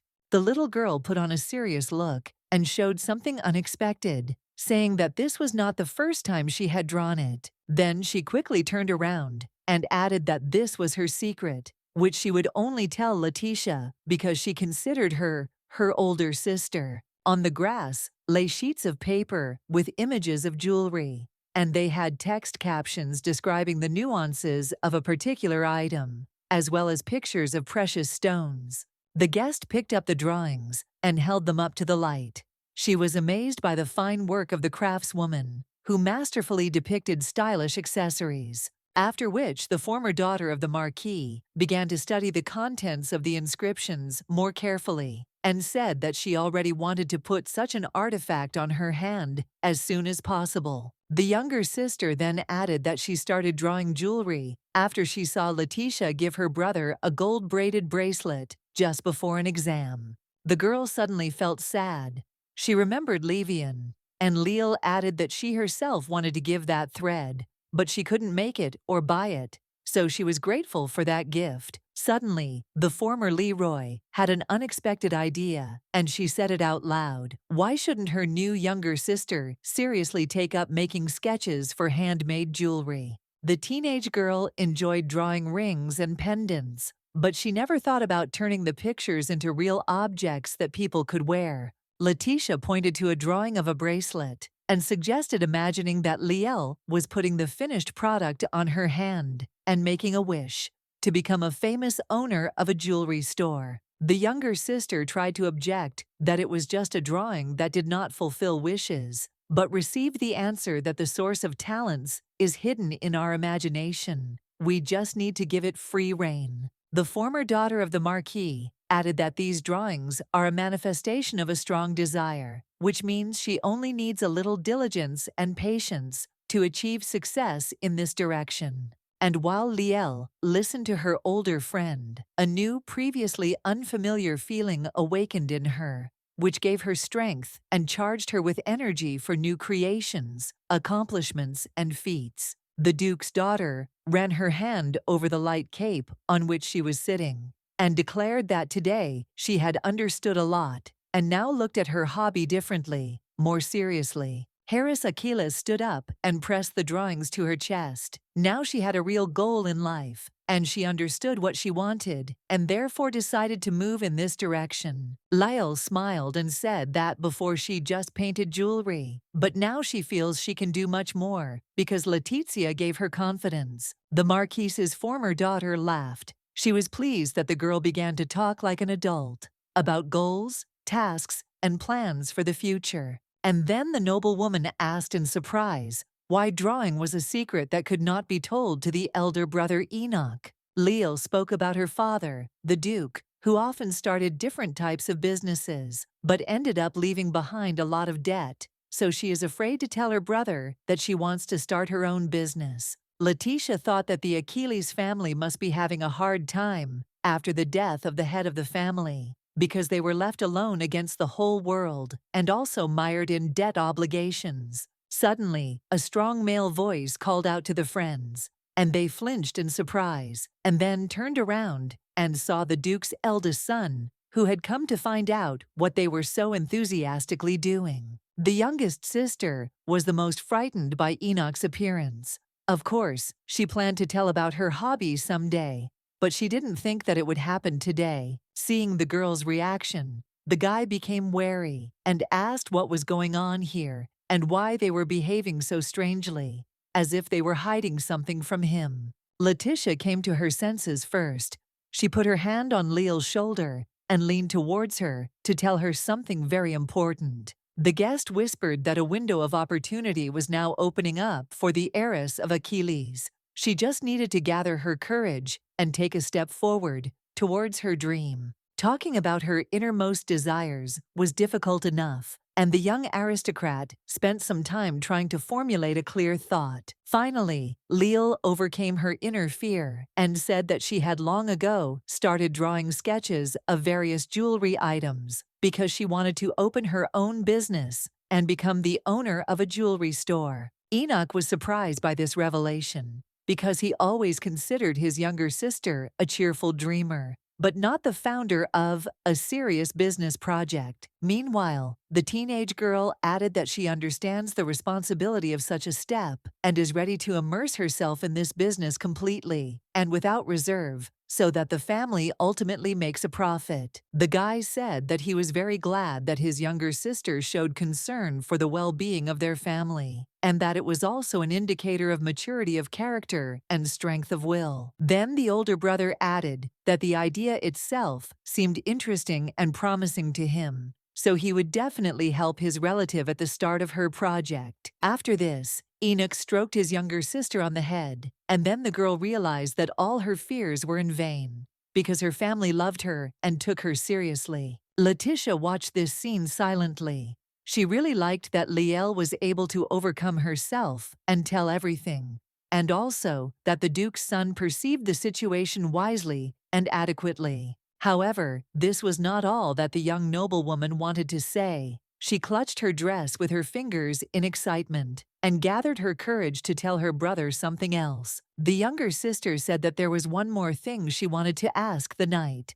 So the boy removed his hand and prepared to listen to the young aristocrat to the end. The friends walked down a city street and chatted pleasantly. Letitia congratulated her younger sister on her first successes, and Lyle thanked the guest for the advice and motivation that helped her start her own business. The Marquise's former daughter remarked that she had no idea that her adopted sister was so talented. The younger sister admitted that she was afraid of her brother's indignation, but he took it all so easily, even allowing them to use the resources of their old mine, where pink stones with impurities are mined. Letitia noted that the project was progressing quite quickly. Since they had the drawings and raw materials, all that was left was to find a craftsman who could smelt the jewelry and then inlay it with stones. However, finding a person who would agree to take an active part in their business was not so easy. People simply refused. The jewelers the girls visited had their own reasons for refusing. Some were busy with other work, others did not believe in the success of the event,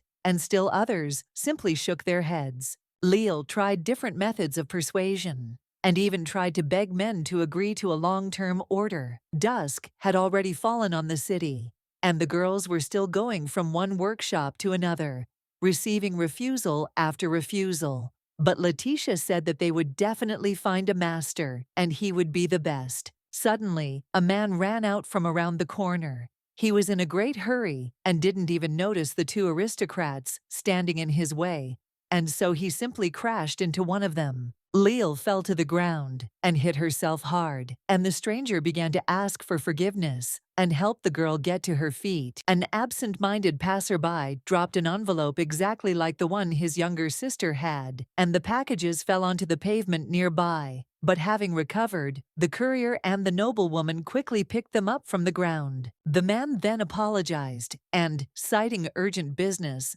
and the fact that he was in a hurry, quickly left. Letitia asked how Leal was feeling, but the girl smiled and replied that everything was fine and there was no need to worry about it. After walking a little further, the younger sister suggested that they finish searching and go home, because the day was already ending and the brothers might start to worry. The friends agreed that their adventures were over for today, but the next day they would continue searching for a suitable craftsman for a business project to create jewelry. At home, Ian and Enoch were sitting at the table. The guys immediately began to ask how the girls spent the day. Leal was a little embarrassed, but replied that they had had a wonderful time in the city, but had not yet been able to find a master who would agree to carry out this unusual order for them. Then the second brother began to tease his sister and said that he suspected that she would fail, but admitted that he was glad for her positive attitude despite the failure. Letitia watched this dialogue and happily noted that even when Jan accuses a relative of something, he does it with a smile and without any malice, but jokingly. Leal noticed that the adopted sister was still standing at the threshold and invited her to join the company to rest and regain her strength a little. However, there was only one free place at the table next to the Duke's eldest son, which embarrassed the girl because she was still embarrassed to be so close to her savior. The thought that she would be sitting next to the head of the Achilles clan could not fit into the noblewoman's head, and therefore she felt uneasy. But there was nowhere to go, and the aristocrat, overcoming her fear, nevertheless sat down on the sofa in close proximity to the knight. She felt very strange and uncomfortable. As Enoch poured a cup of tea, he remarked that the girl should not linger in the city for so long, because as soon as dusk fell on the city, he began to worry about them. The guy filled a container with aromatic tea and placed the dish directly in front of the Marquis's former daughter. The girl looked at the Duke's eldest son with gratitude and thought that hot tea would be very welcome right now. Enoch was a very calm and reasonable man who knew how to take care of people and think ahead. Such an aristocrat should stand at the head of a noble family. Letitia was very pleased that the knight showed concern and spoke about it out loud. She was convinced of his kindness and responsiveness every day. Suddenly, Jan remembered that the solemn ceremony of knighthood was about to take place and asked why his brother was not at all worried. Enoch replied that if he could cope with the excitement during the exam, then it would be quite easy for him during the awards ceremony, and then invited the girl to come to the event. Letitia replied that she would be very pleased to be present at such an important event as the official knighthood of Sir Enoch, Achilles.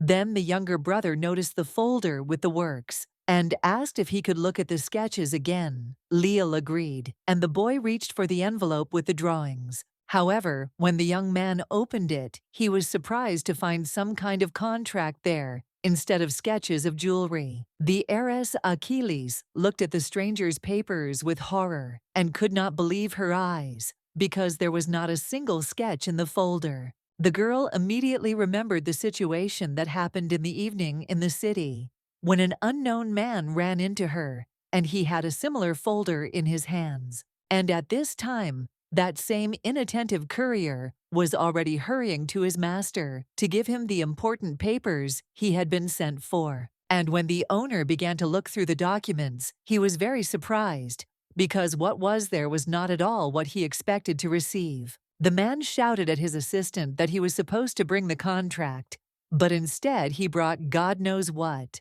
Then the man suddenly fell silent and began to carefully examine the sheets of paper where beautiful sketches of jewelry were drawn. At this point, the courier put the facts together and realized that he had accidentally exchanged folders during a recent encounter with an unknown lady. The servant immediately confessed to his master that it was his fault and told him about the incident that had happened when he mistakenly took an envelope belonging to a young aristocrat. The man replied that the contract was very important to him, so the assistant was obliged to immediately go looking for it in order to return the lost item as quickly as possible. Then the stranger turned his gaze to the images and thought that the sketches really deserved attention because he had never seen anything like them before. After looking at the pictures, the owner turned his attention to the accompanying texts and liked both the descriptions and the names of the luxury items. The man had a good understanding of jewelry, so he immediately began to think about how to refine the images, and soon came to the conclusion that these products would sell well and have a certain success. The master ran after the servant because a new idea came into his head, which he decided, at all costs, to implement in practice. The owner ordered the courier to find out who the author of these drawings was, and to offer that unknown lady a business meeting with him. Leal sat on the sofa next to her brother and thought out loud about what she should do to get her sketches back. But Jan suggested that they go to bed and start looking for the absent-minded passerby in the morning. The relatives went to sleep in their rooms, each thinking about the event that had taken place. Enoch looked at his relatives and said that it was really too late, and they should follow the example of the heirs of Achilles. However, Letitia raised her hand and asked the owner of the house to stay a little longer because she wanted to share something with him. Leroy's ex said she had a strange feeling that she found hard to put into words. The knight replied that she could share any thoughts she had with him, and he promised that he would perceive everything correctly and adequately. The girl lowered her eyes and added that she felt as if Levan had come to this house again, while she and Leal were working on the jewelry project in the city. Enoch noticed that Leroy's exclusion from the family tree did not destroy the connection between the former bride and groom. He sees that the young people continue to think about each other often. Letitia replied that it was true, because you can't forget in one day someone you've been friends with since early childhood and about whom you've thought for years as a future spouse. The noble woman continued that during this time they had indeed created a serious relationship. But now it was all over, and there was no turning back. And this made her sad and uneasy. The Marquise's former daughter added that recently, the guy she loved and was happy with had changed a lot. Levan became cold and cruel. He stopped understanding her and began to say terrible words that caused her incredible pain, destroying their connection. The aristocrat noticed that with each passing month, they were becoming more and more distant from each other, and the entire initiative for this break initially came from the son of the Marquise of Elam. Enoch listened attentively to Letitia's story and thought about how much she had to endure and how much she suffered about it, although she did not show it. After thinking for a moment, the knight replied that during her absence, Levan had not visited this house, and the girl said that this was good, and now she could go to bed with relief. But the guy stopped her and added that he also wanted to tell her something important. The girl looked at the owner of the house and said that she would be happy to listen to him. The knight noted that if someone ever caused her physical or mental harm, she should not keep it deep inside herself and hide it behind a smile. Letitia was very surprised, because even close relatives, in the years of love and respect, never told her such words of sincere care. After this short phrase spoken by Enoch, the girl felt very light and free in her heart. Then the noblewoman raised her hands and said that she had a personal request. The aristocrat added in a quiet voice that she was no longer a member of the Leroy family, and therefore asked that she no longer be called Lady Leroy, but that she be addressed by her first name. Then the girl quickly added that, of course, the owner of the house can call her whatever he sees fit. But deep down, the Marquise's former daughter dreamed that Enoch would start calling her by her first name. The Duke's son smiled slightly and called Letitia as she wished, and then added that he himself liked this form of address much better than the previous one. The noblewoman was pleasantly surprised by this answer.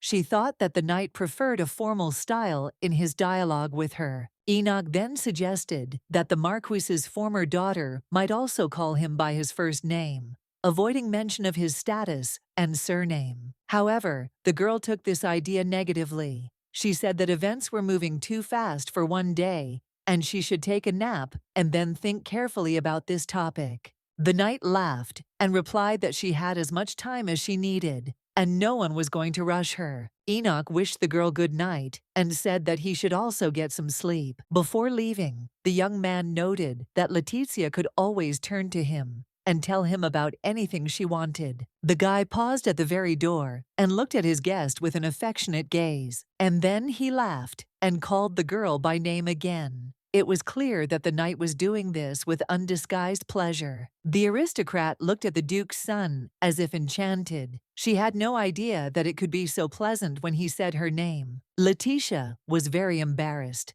because with each such episode, she began to feel deeper and deeper feelings for the man who had sheltered her in his home. When the guy left, the girl continued to stand alone in the middle of the spacious room and was embarrassed by her feelings. The noblewoman had never experienced anything like this before, although Levan had been in her life, and they had communicated quite closely. They drank tea, walked, and had fun, but she had never met a person like Enoch before. The story then moves to the Leroy family mansion, where Mr. Seos has returned after a long absence. The man was extremely outraged by the news that his friend Barrett had kicked the unfortunate girl out of the house and also deprived her of her status and surname. The Marquis objected that he had to do so because Letizia could destroy his entire family and put an end to the glorious Leroy dynasty. The guest replied that he had done a lot of work and talked to the magicians in the tower and could say with confidence that if the first daughter had brought trouble, then Leroy would already be dead. Barrett recalled his conversation with Diana and her arm injury, which occurred after her older sister wished for her to suffer. Then the man mentioned that Letizia had stopped listening to him and had gotten involved with the hereditary losers of the Achilles, thereby ruining the reputation of the entire family. Mr. Seos leaned forward and said that he certainly respected his friend, but he could not just watch him confuse cause and effect and believe in rumors and legends. Barrett raised his voice and replied that these were his children, and he knew better what was happening in his family. So he was convinced that Letitia brought harm and misfortune, and Diana brought success and good luck. Seeing that the dialogue was approaching a conflict, the family friend pulled himself together and continued in a calm voice that he was ready to swear that the first daughter was devoid of any negative abilities. The Marquis valued the wisdom of his older comrade and always listened to his words, but now it was difficult for him because they had completely opposite opinions on this issue. Suddenly, his thoughts were interrupted by a woman's scream, to which the head of the family stood up and asked what was going on. There was a guy in a Magic Academy uniform standing near the gate, explaining to Irene that her exam form had not been submitted on time, so the administration had decided to expel her. The girl continued to demand that the results be reviewed because she was sure that she had passed the exam, and personally placed the document on the commission's table. The young man said that he would try to help her and offered to go with him straight to the academy to sort things out on the spot and find the missing paper. The Marquis was very surprised by this situation because an educational magical institution is clearly not the kind of place where documents can disappear without a trace. The next minute, Xavier's servant ran up from the other side and began to tell something about his young master. It turns out that the young man was practicing horse riding, but at some point he lost control of the situation and fell off his horse, resulting in an injury. Barrett couldn't believe his ears because his son was not only an experienced warrior, but also an excellent horseman who professionally handled any horses. The Marquis immediately forgot about everything in the world and rushed after the guy into Xavier's room, where he should have been brought by now. Mr. Seos was aware of how good the heir Leroy was at handling a horse, but he said nothing and only continued to watch the events happening around his friend's family. From the servants' conversations, the man knew that a couple of days ago the Marquis's wife had injured her hand and broken her favorite cup. Diana then tripped on the stairs and injured her wrist. And now, the events that happened today, right before Seos's eyes, all of this came together to form one complete picture, and it seemed to the man that in just a little while he would understand the reason for these failures. The gray-haired old man began to compare the facts in his head, and suddenly his eyes widened because he realized what had happened. Letitia really does have an ability, but no one even suspected what it was. While she was part of the family, everyone perceived success and luck as a natural state. But as soon as the girl was kicked out of the house, it immediately became obvious that she was the keeper of the family. The former daughter of the Marquis walked along the long corridor of the building and looked into the spaces between the wide columns. She thought about Enoch, the man who changed her life, and extended a helping hand in her most difficult moment. Most often, the girl recalled the knight's phrase that she should not keep her experiences to herself, but needed to express them so that they would not accumulate in her heart and cause pain. The noble woman also recalled how her savior walked, behaved in front of people, and even turned his head during a conversation. Leroy's ex never tired of admiring what a good, kind, and caring person he is, who always perceives people correctly and accepts them as they are. The girl closed her eyes and asked herself why she didn't experience such feelings when she was near Levan, although he also called her by name and at first showed care and concern. The aristocrat felt that she was changing quickly, beginning to feel something that had not been there before. It simultaneously frightened and inspired her. Then the girl stopped, took her head in her hands, and thought about why she was so busy with her inner world and feelings, because before this had not attracted her attention. Soon, Liel and Jan returned from the city. They tried to find the envelope with the sketches, or at least that clumsy man who did not look in front of him when he ran, but nothing came of it. The younger sister said that they returned to the very place where the collision occurred,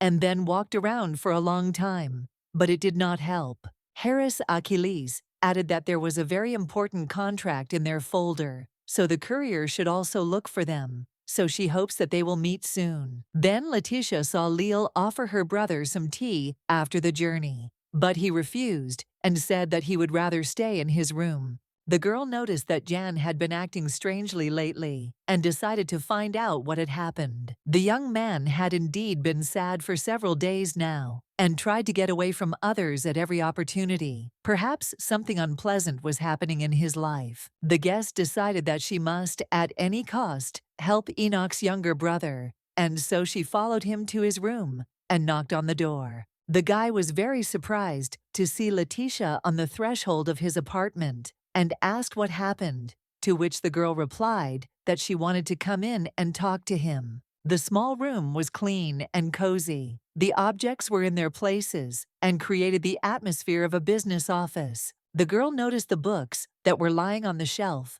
and then assumed that Yang was going to enter the civil service in the Helios Empire. The young man replied that it was just literature, so she shouldn't pay attention to it. Letitia noticed that these manuscripts were usually used to prepare for exams, so she came to this conclusion. But if this is not so, then why does he need them? Enoch's younger brother reached for a book on the shelf and replied that he was, of course, interested in the imperial service, but not because he enjoyed it, but because it was his duty. Jan smiled and added that there weren't many ways to get ahead in this world, and he had to choose from what was available. The guy noticed that his family was counting on him, so he should do at least something useful and right. Then the young man remembered his sister and said that sometimes she makes him envious because she has a goal, a desire, and the prospect of realizing her dream, and he doesn't even know what he wants from life. Letitia looked down and thought that in this, she and Jan were very similar,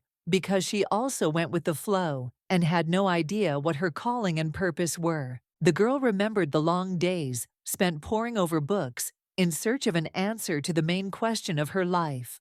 What is her ability? It's sad to watch others change their lives, strive for something, achieve results, and rise high to the top, and you look at them and don't understand where your ladder is? Suddenly, a phrase was born inside Letitia, which she immediately conveyed to Jan, that his sister does not know how to create jewelry masterpieces. She is simply sincerely passionate about what she really likes. And then the noblewoman added that she herself had not yet found her calling, just like Enoch's younger brother, so she suggested that they work together to find an occupation to their liking. Suddenly, the guy froze in place, as if he was numb, and only repeated to himself the phrase he had just heard, "Do what you like." Then the young man closed his eyes and smiled.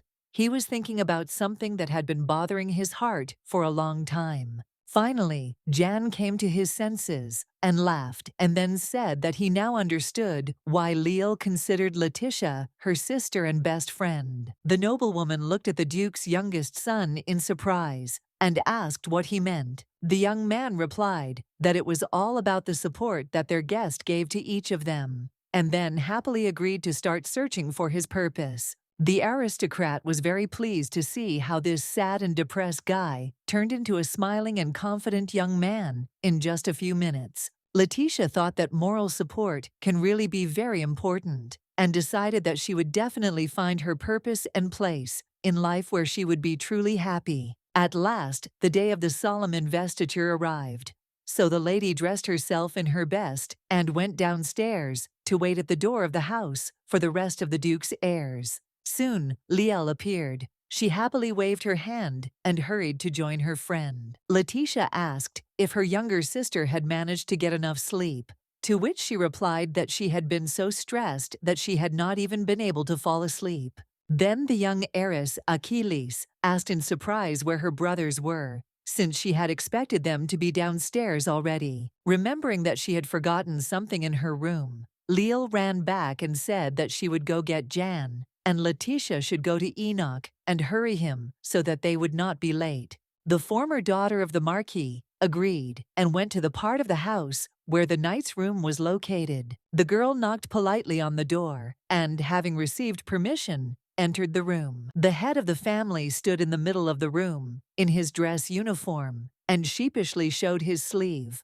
on which a button had come off. Letitia really liked the appearance of the owner of the house. He reminded her of a prince from a fairy tale, so she was blinded by his brilliance and did not immediately understand what he was telling her. The guy repeated his words again and raised his hand higher, showing the place where the button should be. But the noble woman still did not hear the knight. She was admiring the beauty of his ceremonial attire. Finally, Enoch stopped smiling and looked at the guest who had entered with bewilderment. Suddenly, the girl came to her senses and realized that she had not listened to the young man at all, although he had told her something important, and she strained to remember the details. Finally, Letitia understood what the knight was trying to tell her and immediately rushed to help with clothes. The aristocrat quickly figured out the problem and began to correct the situation so that the military uniform would be fully ready for the ceremonial event. While finishing her preparations, the girl noticed on the owner of the house's wrist the same gold bracelet that she had given him before the exam. The girl said that the exam had long since passed, and Enoch could take off the decoration, since it was prepared only for a specific occasion. To which the knight replied that he had long ago noticed the fact that as soon as he puts on the accessory, everything around him starts to happen in the best possible way, so he wears it almost always. Letitia was very pleased to hear such words, because she made this bracelet with the best wishes, even if it was for Levan. The noblewoman thought about what a big role this modest decoration played in the life of her savior, and then the girl said that she thought it was right to take off the bracelet and not wear it for some time. Enoch was very surprised to hear such advice, and when the Duke's eldest son asked why he should do this, the girl dropped her hands and replied that this decoration did not suit him. The owner of the house did not know how to react to such a remark, and therefore preferred to simply remain silent. The pause dragged on, and it was necessary to somehow get out of the situation. Then the knight said that he did not want to take off the bracelet, and when Letitia asked why he decided so, Enoch replied that this talisman would tell everyone around him that the knight of the Achilles family has a loved one who wishes him well.